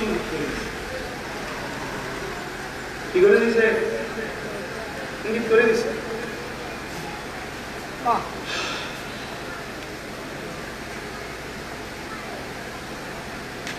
ইমাম হাসান রাদিয়াল্লাহু তাআলা এই আয়াত বলে বলছেন সবর নিশ্চয়ই ধৈর্যশীলদের সাথে আল্লাহ আছেন কেন তো আপনি যদি এখন তরবারি দিয়ে এদেরকে মেরে ফেলেন আখিরি জামানায় আমার নানার উম্মতরা যে আসবে এদের ঈমান পরীক্ষা করার জন্য তো কিছু মুনাফিক বেঈমানের দরকার আছে এদেরকে এখন মাইরেন না নানার উম্মতের ঈমান পরীক্ষা হবে এদেরকে দিয়ে তো কিভাবে পরীক্ষা হচ্ছে সোহাদায়ে কারবালার মাস আসলেই এজিদের প্রশংসা করবে এজিদের নামে শেষে রহমতুল্লাহ আলাইহি সোহাদায়ে কারবালার মাস আসলেই এদেরকে আগুন লাগে না মিলাদুন নবীর মাস আসলে মিলাদুন নবীর জুলুসের হামলা করছে কষ্ট করে নাই ফেরিতে করা নাই? কারণ কি? কারণ হচ্ছে ওই দিন হাসান রাদিয়াল্লাহু তাআলা এদের উদ্দেশ্যই পরিচয় দেখাইছে। এদেরকে চিনবেন কিভাবে? ওই নবীর প্রেমের কাজ যারা করে তাদেরকে যখন মামলা করে তখন বুঝবেন এরাই তারা। এরাই কারা? স্বাভাবিক। আমি বিপক্ষে বলার দরকার নাই, সিস্টেমে বলছি আপনি বুঝলেন না। কারণ আমি বিপক্ষে বলি না, আমি দলাদলি করি না। আমার কাছে স্যাক্রিফাইস আছে, আমার কাছে কি আছে? স্যাক্রিফাইস। আমি মাঝে মাঝে অনেক ওয়াহাবীদের সাথে বসে চা খাই। চিন্তা করেন হুজুর ওয়াহাবীদের সাথে চা খান, কারণটা কি? আমি অনেক কমই বলেন জামাতি বলেন এদের সাথে আমার দেখা হয়। আমার এলাকাতে এরা আছে, আশেপাশে এরা আছে অনেকে। থাকলে কোনো লাভ নাই, থাকলেও এরা জানে আমি বড়, আমি যে পাগল এরা জানে। আমি দুনিয়ার পাগল, আমি আল্লাহ রাসূলের পাগল। উল্টা পাল্টা করবো আমার খারাপ লাগে। আমি আজকে আমার এলাকাতে একটা খারাপ লাগে, আমার এলাকাতে চাইছিল এমন একটা মজমা জমাইতো, আমি দিই আমি বলছি না হবে না। এরা বাইতুল মুকাররম মসজিদে বিড়াবিড়ি করছে, এরা নবীর মিলাদুন নবীর জুলুসে হামলা করছে, এরা শাহপুরানের মাজারে হামলা করতে গেছে, এরা বিভিন্ন মাজার দাঁড়ায় দিছে। এদের কোনো লোক এই সামান্য নামে মাফি করবো হইতে পারে না। আমার এলাকার সরকার এলাকার মাথা ওরা কয়েকটা মাথা বলছে এরা 2 দিন পরে আপনার এলাকায় সারা যুক্ত করবে, 2 দিন পরে আপনাকে কথা বলতে দিবে না। তখন আপনি কি করবেন? তখন আপনার বাপের ক্ষমতা রাখবেন এদেরকে লড়ানোর জন্য, আপনার বাপের ক্ষমতা রাখবেন এদের উপরে কথা বলতে। আপনি পারবেন কিছু করতে? চুপ হয়ে গেছে, বন্ধ বন্ধ এই নেই, নাক চলে গেছে। বুঝছেন বিষয়? আমার বিষয় যেটা বলছি, আমার বিষয় হচ্ছে কারোর সাথে আমার দ্বন্দ্ব না। যে যেভাবে চলে সেভাবে চলতে দেয়। সুন্নিরা সুন্নিদের মতো ইসলাম প্রচার করবে, কওমিরা কওমিদের মতো করবে, জামাতিরা জামাতিদের মতো করবে। যারটা যার কাছে ভালো লাগবে সে সেখানে যাবে। তবে কেউ যদি কাউকে হামলা করে এদেরকে ছাড় দেওয়া হবে না।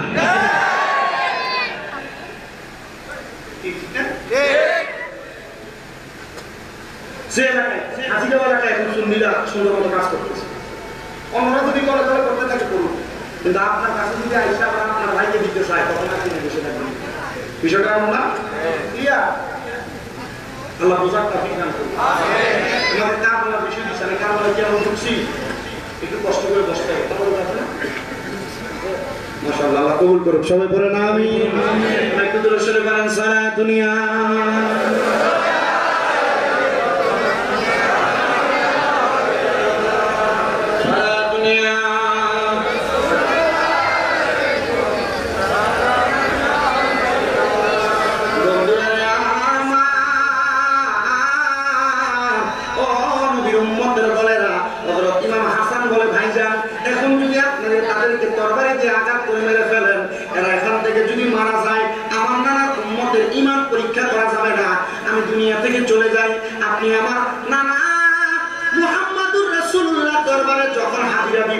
আমি ইমাম হাসানের পক্ষ থেকে আমার নানার দরবারে আপনি একটা সালাম পৌঁছে দিবেন। ইমাম হুসাইন রাদিয়াল্লাহু তাআলা বারবার বলছে তার নামটা শুধু বলেন। এই 2 ভাইয়ের মধ্যে 2টা খাসলত ছিল, একটা ভাই ছিল জালালি, একটা ভাই ছিল জামালি। জালালি মানে গরম, ইমাম হুসাইন ছিলেন গরম, ইমাম হাসান ছিলেন জামালি, নরম সৌন্দর্যমণ্ডিত। ইমাম হুসাইন বারবার বলছে, একজন আশিক বলে ইমাম হাসানের কথাটা, ও ভাই কহে একবার শুনি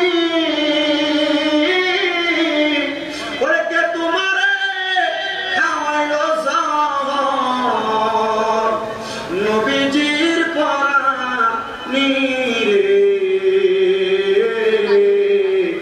ভাই রে আমার সোনার চন্দ্রমণি।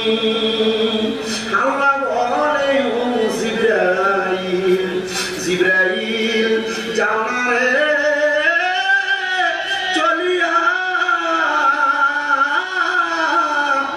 ওই 70,000 ফেরেশতা জানাজার লাগি ইয়ারে বাইরে আমার সোনার চন্দ্রমণি।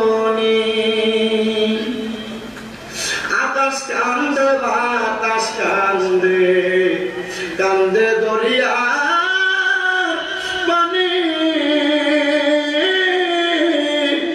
ওই 2 পুত্র রায়া কান্দে জান্নাতে ফাতেমা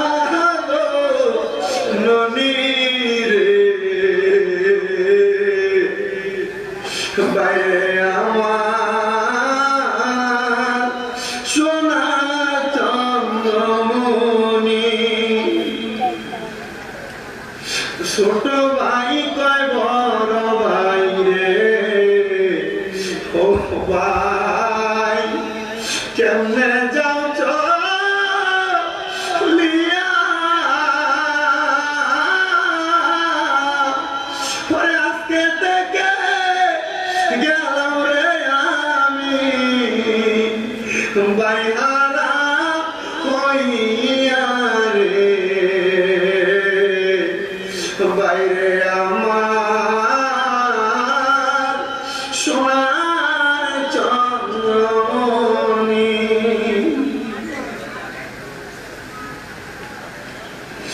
মুসলমান ও হাদিগাঁওয়ের কুলাল পাড়ার যুবক মুরব্বীরা আমাদেরকে টাকা ইসলামটা দেওয়ার জন্য নবীর পরিবার কত কষ্ট করছে। ইমাম হাসান রাদিয়াল্লাহু তাআলা দেওয়ার পরে ইমাম হাসানের অনেক দিন পরে ইমাম হুসাইন রাদিয়াল্লাহু তাআলা কুফা নগরীর উদ্দেশ্যে রওনা করেছে। আমার আল্লাহ তাআলা হিকমতের মাধ্যমে কুফা নগরী থেকে ইমাম হুসাইন রাদিয়াল্লাহু তাআলা ঘুরে কারবালার ময়দানের মধ্যে ঢুকে ফেলাইছেন। ইমাম হুসাইন রাদিয়াল্লাহু তাআলার সাথে ওনার পরিবার সহ সদস্য মাত্র ৭২ জন সামনের দিকে যায়। একসাথে সবাইকে বসাই খেজুর গাছের ডাল কেটে আনবেন, ডালটাই না তাবু বানাইবেন। খেজুর গাছের ডালের মধ্যে যখন তরবারি দিয়ে আঘাত করছে খেজুর গাছের ডাল থেকে সাধারণত একটু পানির মতো কষ বের হয়, কিন্তু ওই দিন কোনো কষ বের হয় নাই। ইমাম জয়নুল আবেদিন নিজে বর্ণনা করে, আমি দেখেছি এই গাছ থেকে যে পানিগুলা বের হয়েছে এগুলা রং হলো লাল। আমি কোনো কথা বললাম না, ডালগুলা নিয়ে আমরা আবার আমাদের পরিবারের কাছে চলে আসলাম। মাটির মধ্যে আঘাত করলাম, আমরা দেখলাম মাটির মধ্য থেকে কেমন জানি না আল্লাহর রক্ত বের হইতেছে। আমি আমার আব্বা গান হযরত ইমাম হুসাইন রাদিয়াল্লাহু তাআলা আনহুর কাছে জিজ্ঞাসা করলাম, বাবা জান, ও বাবা জান, এই জায়গার মধ্যে কেন আল্লাহর রক্ত দেখা যায়? হযরত ইমাম হুসাইন মুস্কি মুস্কি হাসেন, কিন্তু চোখ মুবারক দ্বারা টপ টপ করে পানি পড়তেছে। ও ইমাম হুসাইন কেন এমন ভাবে কান্না করি?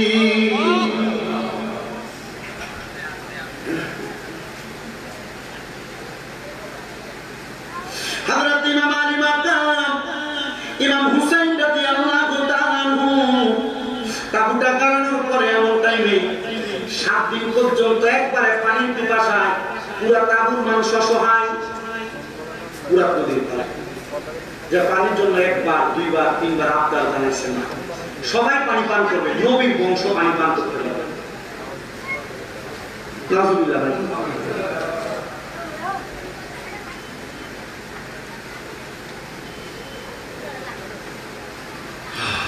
তাদের দেশে হারাবানো নবীজির পরিচয় হুসাইনের স্ত্রী, কোলের মধ্যে ছোট্ট বাচ্চা একবারে 3 মাস বয়স, কোলের মধ্যে করে নিয়ে আসে ইমাম আলী মাকাম ইমাম হুসাইনের পাকে আবদার জানায়। তাদের দুশ্মনী নবীর বংশের সাথে, এই ছোট বাচ্চা তার সাথে কোনো দুশ্মনী নেই। আলী আসগর তাকে নিয়ে আপনারা দেখেন না, তাকে একটু পানি দিয়ে দিলেন। ইমাম আলী মাকাম ইমাম হুসাইন পুরা নদীর পার পর্যন্ত গেছে, পানি চাইলেন। তারা সামনের দিকে অগ্রসর করালেন। কাছে নিয়ে হযরত ইমাম আলী মাকাম ইমাম হুসাইনের পরিজাত পুত্র সন্তান আলী আসগরের বুক বরাবর একটা তীর মেরে গেছে। মধ্যে কুরানিয়া তাবুর সামনে যে ডাকতেন, হে আমার ওই স্ত্রী সাহাবানু, তোমার সন্তানকে আমি পানি পান করে আসছি, পানি পান করে নিয়ে আসছি। হযরত সাহাবানু বলে, আমার সন্তানকে পানি পান করাইছেন আলহামদুলিল্লাহ, কিন্তু হযরত ইমাম হুসাইন বলে, দুনিয়ার পানি তোমার সন্তানকে পান করাই নাই, তোমার সন্তানকে আমি জান্নাতের পানি পান করার জন্য দুলহান সাজায় নিয়ে আসছি। শাহাদাত করে বলল, আমি আর বসে থাকতে পারলাম না, আমি দৌড়ে গেলাম ঘোড়ার পিঠে চড়িয়া ফুরাত নদীর পারে। কিরে দুষ্ট ইহুদীদের দলেরা, কেমনে নবীর বংশের পরিজার মধ্যে তোমরা আঘাত করলা, কেমনে তোমরা আঘাত করলা? আমি তাদেরকে বলার পরে তারা আমার একবারও বাধা দেয় নাই। আমি আমার একটা মশকের মধ্যে রক্ত দিতে পানি আমি আমার মুখের দিকে নবীজি প্রশ্ন করে, তুমি আমার পরিবারকে পানি না পান করে আগে কেন পানি পান করলা? আমি রহমতের নবীর কাছে কোনো জবাব দিতে পারবো না। এই জন্য আমি তাড়াতাড়ি করে এই পানির পাত্রটা আমার ডান হাতের মধ্যে নিয়ে আমি ঘোড়াটা দৌড়াইতে লাগলাম। যখন আমি পানি না পান কইরা সামনের দিকে যাইতেছি, এমনটা নিয়ে দিকে তোরা আমাকে চারদিক দিয়ে ঘিরান দিয়ে ফেলছে, আমাকে আটক করে ফেলছে। এরা আমাকে আঘাত করে আমার ডান কাঁধের মধ্যে তারা তরবারি দিয়ে আঘাত করছে। আমি তাকে দেখলাম চোখের সামনে আমার ডান হাতটা আমার এই বডি থেকে আলাদা হয়ে পড়ে গেছে। আমি আমার বাম হাত দিয়ে এই পানির মশকটাকে ধরলাম। আমি দেখলাম আমার বাম কাঁধের মধ্যে আবার তরবারি দিয়ে আঘাত করা হচ্ছে। আমি এই পানির মশকটা আমার মুখের মধ্যে নিলাম, এবার আমার বাম হাতটাও আলাদা হয়ে গেল। আমি হযরতে আব্বাস আলমদার পানির মশকটা নিয়ে সামনের দিকে অগ্রসর হব। মালিক ইবনে মারওয়ান বলে, আব্বাস আলমদার দেরি হয়ে দেখা আমি সামনের দিকে অগ্রসর হইলাম। আমি দেখলাম আব্বাস আলমদার গলার মধ্যে তারা তরবারি দিয়ে আঘাত করেছে, গর্দানটা আলাদা হয়ে গেছে, হাতগুলা নাই, গলাগুলা নাই। আব্বাস আলমদার দুনিয়া থেকে জান্নাতের পেয়ালা পান করছে। হযরতে মালিক ইবনে মারওয়ান বলে, আমি গেলাম হযরত ইমাম হুসাইনের দরজার সামনে। আমি দেখলাম হযরত ইমাম হুসাইনের দরজার সামনে হযরতে আলী আকবর, বয়স মাত্র 14 থেকে 16 বছর বয়স, পুরা পিঠে উইটা দুলহানের মতো সাইডে যুদ্ধ করার জন্য আগমন করছে। হযরতে আলী আকবর সামনের দিকে আগমন করার সাথে সাথে আমি দেখলাম হযরত ইমাম হুসাইন তার দিকে সালাম জানাইতেছে। আলী আকবর যুদ্ধের ময়দানে গিয়া ওনার তরবারি দ্বারা আল্লাহু আকবার বলে বলে ওই ইয়াজিদের দিকে তারা কত সুন্দর করে যুদ্ধ করতেছে। আল্লাহর কসম, হযরতে আলী আকবরের তরবারি থেকে একটা মানুষ বাঁচতে পারে নাই। আলী আকবর আল্লাহু আকবার বলে বলে তরবারির আঘাত দিয়ে ওই দুষ্ট ইয়াজিদের দলদেরকে দুনিয়া থেকে বিদায় করে দিতেছে। হযরতে আলী আকবর যখন এমন ভাবে যুদ্ধ করতে করতে করতে করতে ক্লান্ত পরিশ্রান্ত হয়ে গেলেন, কোরআনটা দৌড়েয়া হযরতে আলী আকবর সামনের দিকে ইমাম হুসাইনের পাকের তাকুর সামনে এসে ডাক দিয়ে বলেন, বাবা আমাকে সামান্য পানি দ্বারা সহযোগিতা করেন, নচেত কিছুক্ষণের মধ্যে আমি ইন্তেকাল করব। ইমাম হুসাইন রাদিয়াল্লাহু তাআলা হযরত আলী আকবরকে উদ্দেশ্য করে বলেন, রাহমাতুল লিল আলামিন নবী তোমার জন্য কাউসারের পানি নিয়ে অপেক্ষা করতেছে, দুনিয়ার পানি তোমাকে পান করা লাগবে না। এর মধ্যেই আলী আকবর রাদিয়াল্লাহু তাআলা হযরত ইমাম হুসাইনের সামনে ঘোড়া থেকে পড়ে গেলেন। হযরত আলী আকবর দুনিয়া থেকে জান্নাতের পেয়ালা পান করে শাহাদাতের পেয়ালা পান করলেন। বন্ধু, হযরত আলী আকবর যখন শাহাদাত করলেন ওই তারিখটা ছিল 9 জিলহজ, 9 মুহররমের দিন। এবার 9 মুহররমের আসরের সময় নবীর পরিবারের এই কাবুর মধ্যে কান্নাকাটি চলতেছে। অনেকে কান্না করে বৃহস্পতিবার দিন। হযরত ইমাম হুসাইন বলে, আমাদের সন্তান 2 জন হারাবে নাই, আমার ঘুম হচ্ছিল না, আমার সাহারা বানু তাবুর মধ্যে বসা। আমি ইমাম হুসাইন রাদিয়াল্লাহু তাআলা সাহারা বানুর ডান কুবুর মধ্যে আমার মাথাটা রাইখে আমি একটু চোখটা বন্ধ করলাম, কোরআন তেলাওয়াত করতেছি। আমি চোখটা বন্ধ করার পর আমার নিদ্রা লাইগা গেল। সাহারা বানু নিজে বর্ণনা করতেছে, এই জগতের মানুষ কিছুক্ষণ পরে হযরত ইমাম হুসাইন রাদিয়াল্লাহু তাআলা হঠাৎ করে লাফ দিয়ে উঠছেন, উইঠা ডাক দিয়ে বলে, সাহারা বানু, এ সাহারা বানু, আমি এখন একটা বিচক্ষণ স্বপ্ন দেখেছি। হযরত সাহারা বানু ইমাম হুসাইনের কলিজার টুকরা স্ত্রী ডাক দিয়ে বলে, আমার কলিজার টুকরা স্বামী, আপনি এমন কি বিচক্ষণ স্বপ্ন দেখেছেন যে এই স্বপ্নের কথা আপনি ঘুম থেকে লাফ দিয়ে উঠে আমাকে বলতেছেন? ইমাম হুসাইন বলে, আমি দেখলাম জান্নাতের সুশীতল একটা ছায়া তলে আমার আব্বা হযরতে মওলা আলী মুশকিল কুশা রাদিয়াল্লাহু তাআলা আনহু বসা, ওনার পাশে আমার মা খাতুনে জান্নাত ফাতেমা বসা। আমি দেখলাম আমার বড় ভাই ইমাম আলী মাকাম ইমাম হাসান বসা। আমি দেখলাম রাহমাতুল লিল আলামিন নবীও বসা। তাদের মাঝখানে একটা সুন্দর খাবারের থালি দেখা যায়। আমি জিজ্ঞাসা করলাম, হে আমার নানা, হে আমার আব্বা, হে আমার আম্মা জান, হে আমার বড় ভাই, আপনারা কেন জান্নাতের খাবারগুলা খান না? আমার মা আপনি জান্নাত ফাতেমাতুজ জাহরা আমাকে উত্তর প্রদান করেছে, এই খাবারের মালিক আমরা 4 জন না, 4 জন না, এই খাবারের মালিক হলো 5 জন। হযরত ইমাম হুসাইন তুমি হইলা 1 জন। আগামী কালকে তুমি আমাদের কাছে আগমন করবে, তারপর আমরা এই খাবারের মধ্যে ফাতিহা দিব। জোরে বলেন সুবহানাল্লাহ। আপনি কি মনে করছেন জান্নাতি খাবার 1 জন 2 জনের জন্য? আর না, আপনি যদি আহলে বাইতকে ভালোবাসেন নবী পরিবারকে মহব্বত করেন, সাহাবায়ে কেরামদেরকে মহব্বত করেন, আপনার জন্য জান্নাতি নিয়ামত অপেক্ষা করতেছে। আজকে হাসিগাঁও পুরার পাড়ার মানুষ এই জিউরি কাদিরিয়া সুন্নিয়া ইবতেদায়ী মাদ্রাসার মাঠে এত সুন্দর জান্নাতের বাগান মাহফিল আপনারা করতেছেন। আপনারা মনে করছেন টাকা দিচ্ছেন, প্রতি বছর বছর মেজবান খাওয়াচ্ছেন, প্রতি বছর বছর মাহফিল করতেছেন। এই মাহফিলের মাধ্যমে মানুষ তাবারুক খাচ্ছে, মাহফিল ওয়াসিনা কানসু করতেছে। জিনা এটার মাধ্যমে নবী প্রেমের পয়গাম আপনার অন্তরে যাচ্ছে। ইন্তেকালের পর জান্নাতের মধ্যে আল্লাহর হাবিবের দিদার পাবেন, আল্লাহর হাবিবের মেহমানদারিতে জান্নাতি খাবার পাবেন। জোরে বলেন সুবহানাল্লাহ। আল্লাহুম্মা সাল্লি আলা সাইয়্যিদিনা মুহাম্মাদিন নাবি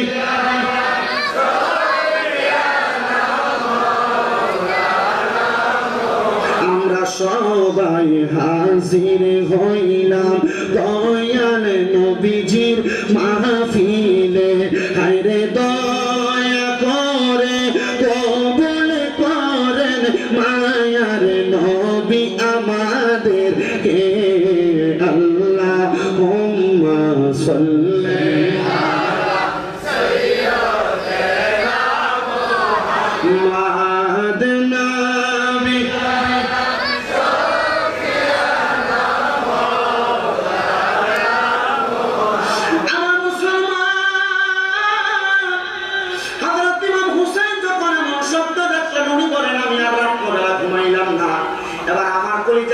স্ত্রী সাহারা বানু আমার রান মুবারকের উপরে মাথা রাইখা ঘুমাইলেন। হযরত সাহারা বানু বলে অল্প কিছুক্ষণ পরে আমি আরেকটা স্বপ্ন দেখে ঘুম থেকে উঠে গেলাম।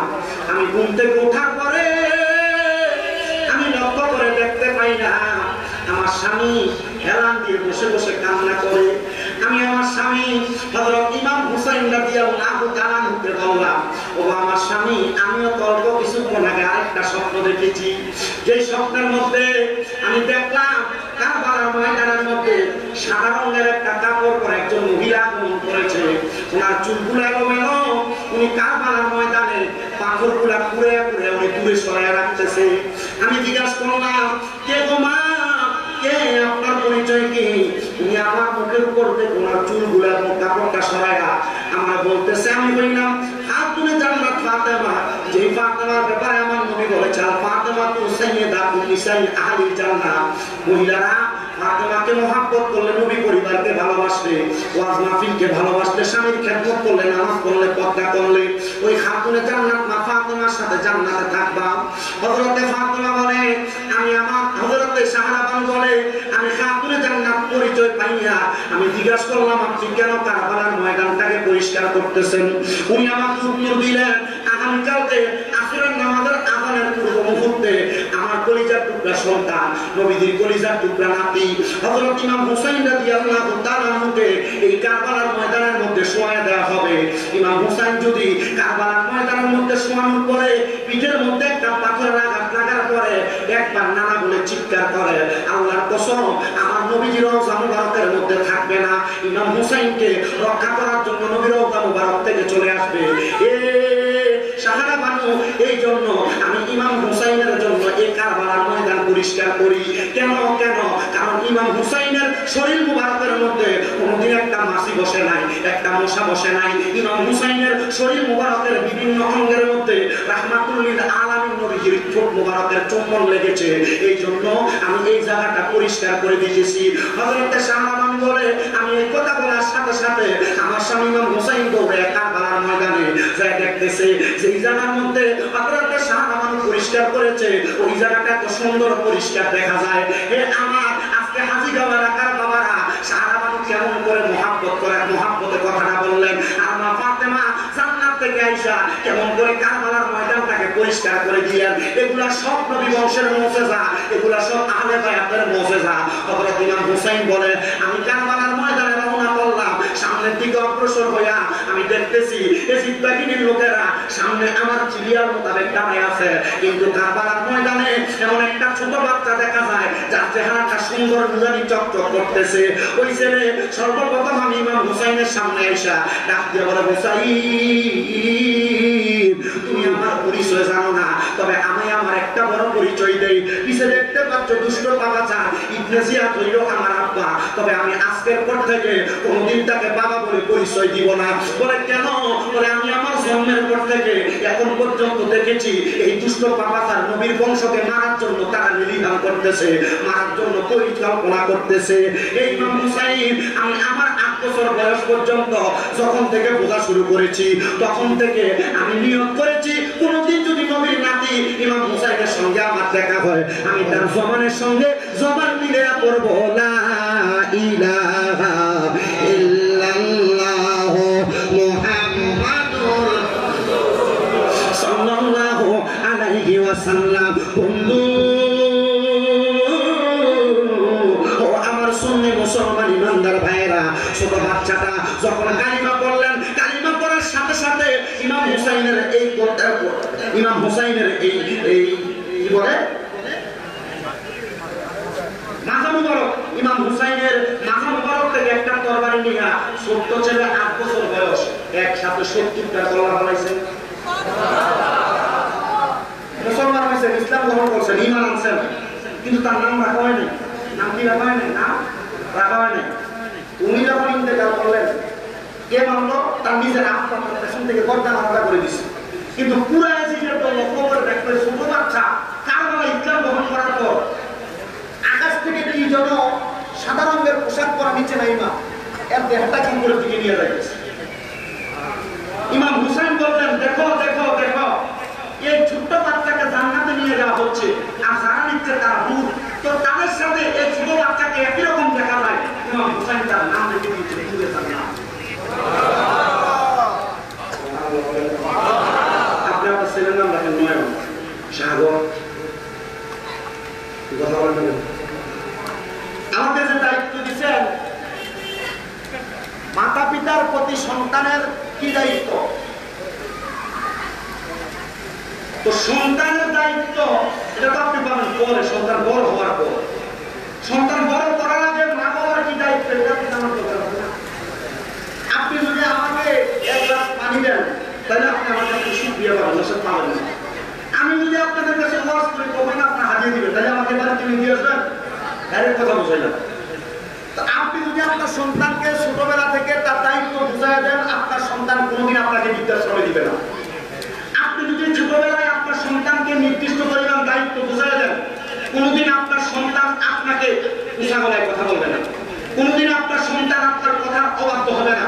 যদি অবাধ্য হয়, যদি আপনাকে আলাদা করে, যদি আপনাকে বৃদ্ধাশ্রমে দেন, তাহলে মনে করবেন আপনি আপনার সন্তানকে লালন পালন করায় কোনো ত্রুটি ছিল।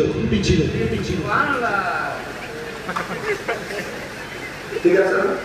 দুটো দায়িত্ব কি? পিতা মাতার প্রতি সন্তানের দায়িত্ব রাখে, সন্তানের প্রতি পিতা মাতার দায়িত্ব। দুইটা বিষয় বলে দেয়। আল্লাহর নবীজি বলেছেন, একজন মা বাবা সন্তান জন্ম দেওয়ার পর ওই মা বাবার সন্তানের উপর 5টা দায়িত্ব। বলেন কয়টা দায়িত্ব? আবু দাউদ শরীফের আরেক হাদিসে বলছে আরো একটা দায়িত্ব, তিরমিজি শরীফের এক হাদিসে বলছে আরো একটা দায়িত্ব। দায়িত্ব পেলাম 7টা। বলেন কয়টা? কষ্ট হইতেছে আপনাদের? কষ্ট হইতেছে? ওয়াজ কি বুঝতেছেন? এর আগে যতক্ষণ ওয়াজ করছে এগুলা কার দ্বারা ঘটনা, ওয়াকিয়া। যদি বলে কিচ্ছা কাহিনী ওয়াজ করছে, আপনি বলবেন হ্যাঁ কিচ্ছা কাহিনী বলছে। এই কিচ্ছা কাহিনী থেকে আহলে বাইতের মহব্বত শিখে আছে। কথা কি বুঝতে পারতেছেন? আমি কিচ্ছা কাহিনী ওয়াজ করছি, আমি কিচ্ছা কাহিনীর বক্তা। আল্লাহ কোরআনে কিচ্ছা বলে নাই, মুসা নবীর ঘটনা বলে নাই, না বাকারা সুরের ঘটনা বলে নাই। আল্লাহ তো কোরআনে ঘটনা বলছে, কিচ্ছা বলছে না। আমি কিচ্ছা বলছি আপনাদের, আপনার কাছে ভালো লাগছে, আপনি শুনছেন। তবে এতটুকু বলে দিয়ে যাই, তো সেই কথা একটা সন্তানের মা বাবার উপর 1 নম্বর হাদিসে কয়টা দায়িত্ব? বলেন কয়টা? 5টা। কয়টা? আরেকটা হাদিসে কয়টা? মোট হলো কয়টা? 6টা। আরেকটা হাদিসে কয়টা? এবার হলো কয়টা? 7টা। 1 নম্বর দায়িত্ব আল্লাহ নবী বলেন, কোন মা বাবা যদি সন্তান জন্মগ্রহণ করায়, সর্বপ্রথম তার কানের মধ্যে আযান দেওয়া, এটা মা বাবার দায়িত্ব। কি দেওয়া? দ্বিতীয়ত, কোন মা বাবা সন্তান জন্ম দেওয়ার পর ওই মা বাবার দায়িত্ব হলো 7 দিনের মাথায় তার একটা সুন্দর নাম নির্ধারণ করা। কি করা? এখানে সুন্দর আছে, তার একটা সুন্দর নাম রাখা। কেন? আল্লাহ হাবিব বলছে এই সুন্দর নামের কারণে সে জান্নাতি, সুন্দর নামের কারণে সে জান্নাতি।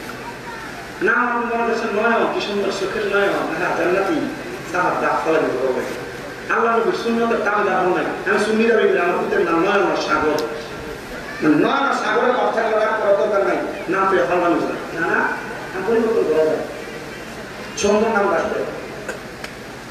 3 নাম্বার, ওই সন্তানের মা বাবার তৃতীয় দায়িত্ব 7 দিনের মাথায় তার চুল কামাই দেওয়া। কি করা? চুল কামাই দেওয়া কার দায়িত্ব? মা বাবার। 4 নাম্বার, ওই মা বাবার দায়িত্ব সন্তান যখন প্রাপ্ত বয়স্ক হয় তাকে নামাজের তাগিদ দেওয়া।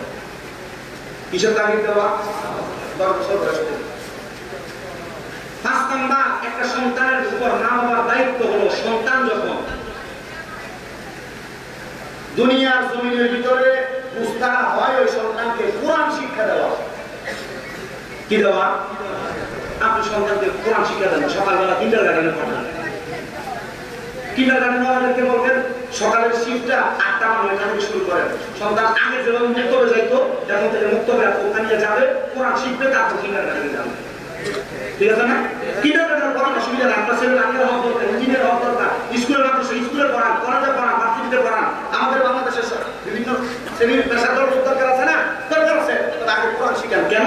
আবু দাউদ শরীফের হাদিস নবীজি বলতেছে কোন সন্তানকে যদি তার মা বাবা কোরআন না শিখায় তাহলে ফুলসেরাতের পারে এসে সন্তানকে জিজ্ঞাসা করবে কোরআন তেলাওয়াত করার জন্য, সন্তান বলবে আমার মা বাবা শিখায় নাই, তখন তার বাপকে এনে দিবে, ফুলসেরাতের এই বাক্যটা লম্বা করে সবাই দিবে, ওই সন্তান তার বাবার বুকে ফাড়া দিয়া ফুলসেরাত করাবে। বল হুজুর আমার বাবা আমাকে কোরআন শিখায় নাই, তাহলে আমার বাবা আমার দোষ, আমার বাবা ফুলসেরাতের পারে ফুলবে। জি না, কোন প্রাপ্তবয়স্ক সন্তান যদি বোঝে যে কোরআন শিখা দরকার, শিখা নাই, বাবার মুখে যখন পাড়া দিবে তা আপনি দুইটা একসাথে দাঁড়িয়ে হয়ে যাবে। তাহলে কোরআন শিখবেন কি শিখবেন না দায়িত্ব আপনার। মাহে রমজান মাসে মসজিদে একটা চালু করবেন না, মসজিদের ভিতর বয়স্ক কোরআন শিক্ষা। কোন হুজুর এখন কি শিক্ষা সম্ভব? শিখতে পারেন না, শিখতে শিখতে মারা গেছেন। হাদিস শরীফ পড়ে শিখতে শিখতে মারা গেলে শহীদের মর্যাদা। আর কি বোঝাবে আপনাদেরকে? আপনারা কি এর থেকে বেশি ওয়াজ দিতে চান? আজকে এখন পর্যন্ত যতগুলো ওয়াজ ছোট ছোট বাক্যে বলছি এগুলোর উপর আমল করলে আপনারা যদি এই 10 কোন মাহফিল না এক একজন আমরা ওই থাকতো আদিকা এলাকার ভিতরে সিটার কথা ঠিক আছে না? আজকে এলাকায় বদ লোক থাকতো না, খারাপ লোক থাকতো না যদি আপনি এগুলোর উপর আমল করেন। কথা বলেন না, এই 10 বছরে কি 30 জন আলেম আসে না এলাকায়? বেশি আসছে। এগুলোতে আপনারা কথা বলেন, এগুলোর কারণে আপনারা আমল করেন, জিন্দেগিতে বাস্তবায়ন করেন, তখন হবে। তাহলে গেল দায়িত্ব কয়টা? 5টা। এরপর দায়িত্ব হলো একটা মা বাবা সন্তানকে তার উৎকৃষ্ট পরিমাণ আদব শিক্ষা দেওয়া। কি দেওয়া? 7 নাম্বার, ওই মা বাবা সন্তানকে উৎকৃষ্ট পরিমাণ ভরণ পোষণ খাবার পোশাক দেওয়া। তবে তার ইনকামের ভিতরে আপনি সূত্রে আপনার সন্তানকে হারাম টাকা দিয়ে আপনি জামা কাপড় পরাইবেন, এই সন্তানের কাছে একটা আমলের জন্য যাবেন, সন্তান আমল দিয়ে সহযোগিতা করবেন। আল্লাহ পূজা তৌফিক দান করুন। আমিন বলেন। আস্তে বলছেন আমিন, আরো জোরে বলেন আমিন। এর মা বাবার দায়িত্ব আছে না? যেই কথা বলতেছিলাম আপনাদেরকে, সন্তানের একটা ভালো নাম নির্ধারণ করা। ওই ছেলের নাম নির্ধারণ করে দিয়েছে হযরত ইমাম হুসাইন রাদিয়াল্লাহু তাআলা আনহু। হযরত ইমাম হুসাইন রাদিয়াল্লাহু তাআলা আনহু বলে ওই ছেলের ইন্তেকালের পরে আমার সামনে যতগুলো দিন কাহিনী একবার করে আসে, আমি ইমাম হুসাইনের তরবারি থেকে তারা আজাদ পায় না, মুক্তি পায় না। আমি ইমাম হুসাইনের তরবারি আল্লাহু আকবার বলে তাদেরকে আমরা মেরে দেই। এমন টাইমে ইবনে জিয়াদ নামক লোকটা, আমি যেই গোড়ার মধ্যে চলেছিলাম ওই গোড়াটার পায়ের মধ্যে একটা তীর মেরে দিছে, গোড়াটা মাটির মধ্যে পড়ে গেছে। আমি ইমাম হুসাইন নিচে বললাম, আমি চারদিক থেকে যুদ্ধ করা শুরু করলাম, তারা আমাকে চারদিক থেকে তীর মারা শুরু করলো। আমি ইমাম হুসাইনের শরীর মুবারকের মধ্যে একটা তীরও লাগে না। এমন টাইমে আমি ইমাম হুসাইনের সামনে আইসা তারা আমার বুকের মধ্যে হাত দিয়ে তীর লাগিয়ে দিতে লাগলো। আমি ইমাম হুসাইন রাদিয়াল্লাহু তাআলা আনহুর বুক মুবারকের মধ্যে তারা তীরের আঘাত, বর্ষার আঘাত, তরবারির আঘাত দিয়ে আমাকে মাটিতে ফেলে দিছে। আর ওই শিমর নামক লোকটা আমি ইমাম হুসাইনের বুক মুবারকের উপরে আইসা বসছে। আমি ইমাম হুসাইন এগুলা সহ্য করতে পারি নাই। এমন টাইমে ওই ব্যক্তি আমার গলা মুবারকের মধ্যে যখন তরবারি চালায়, কিতাব প্রমাণ করতেছে সাওয়ারিকুল মুহরিকা কিতাব, ওই কিতাবের মধ্যে লিখতেছে ইমাম হুসাইন রাদিয়াল্লাহু তাআলা আনহু গলা মুবারকের মধ্যে যতবার তরবারি দিয়ে আঘাত করে একবার ইমাম হুসাইনের গলা মুবারক কাটে না, দুইবার আঘাত করে গলা মুবারক কাটে না, তিনবার আঘাত করে গলা মুবারক কাটে না। উনি বলতেছে সেই গলার মধ্যে রাহমাতুল লিল আলামিন নবীজি দিনে রাইতে চুমো খাইতে, এই গলা কোনোদিন তরবারি দিয়ে কাটতে পারবা না, তবে হ্যাঁ আমি 2 রাকাত নামাজ আদায় করব, তার পরবর্তী সময় তুমি আমার গর্দান আলাদা করতে পারবা।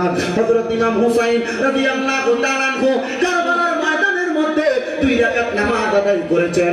আহা, ইমাম হুসাইন রাদিয়াল্লাহু তাআলা আনহু কারবালায় 2 রাকাত নামাজ পড়ে সুন্নি মুসলমানদেরকে শিক্ষা দিয়েছে। ওই এজিদের দলেরা বলেছে তারপরে হুসাইনের গলা মুবারকের মধ্যে ছুরি চালা, আসরের নামাজ কাজা হয়ে যায়, তারাও কারবালায় নামাজ পড়েছে, ইমাম হুসাইনও কারবালায় নামাজ আদায় করেছে, তবে তাদের নামাজ আর হুসাইনি নামাজ এক হইতে পারে না।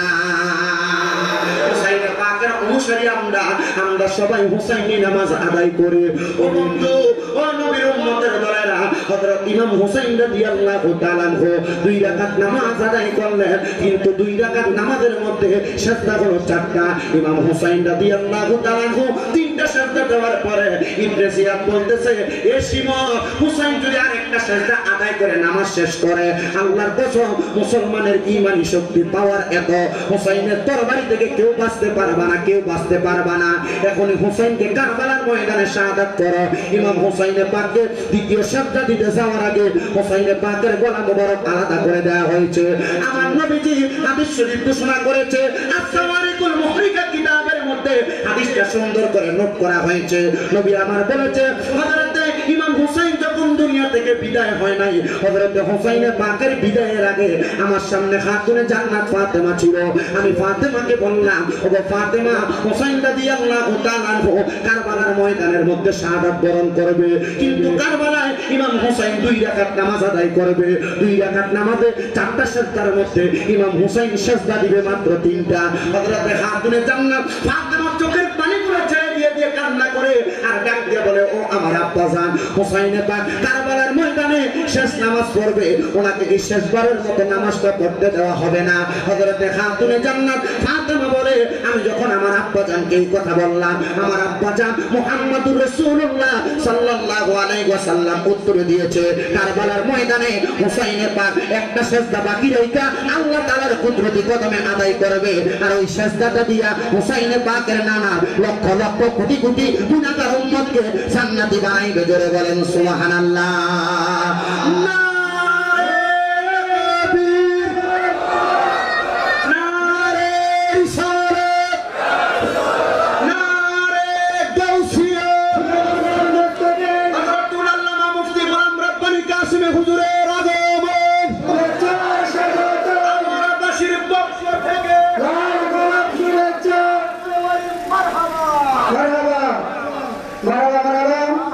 আমাদের মধ্যে আজকের প্রধান আকর্ষণ আমাদের মাহফিলে উপস্থিত হয়েছে।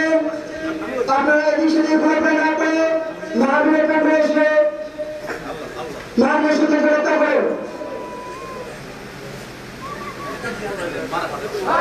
আজকের মাহফিলের প্রধান আকর্ষণ হাইশরফুল্লাহ সামনে জামে মসজিদের সমাজের মধ্যে মুক্তির পরীক্ষা শুরু করতে চলে আলে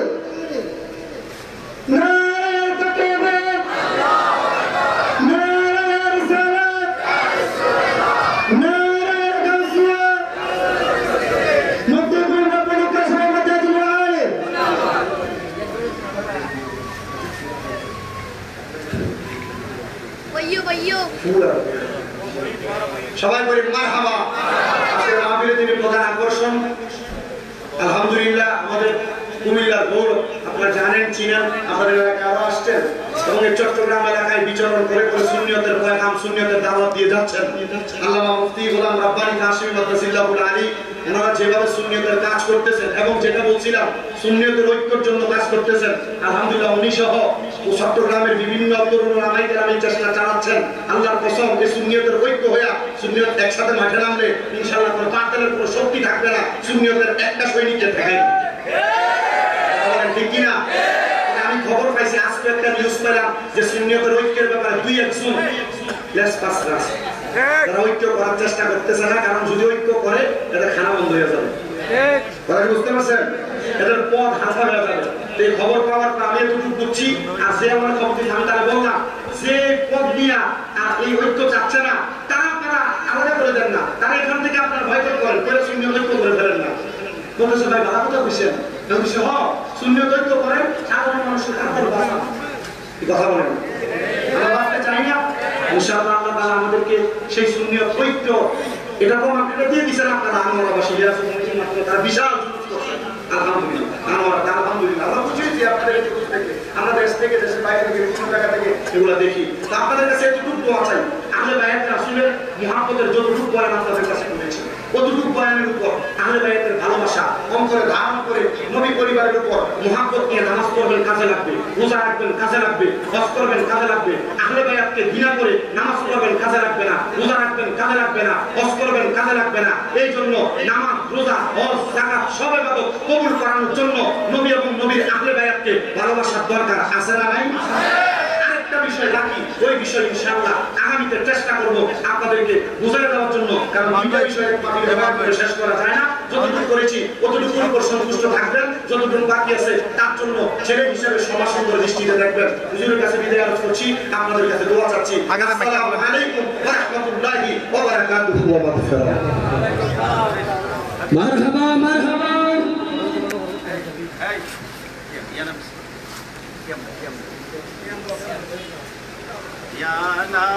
Ya Nabi salam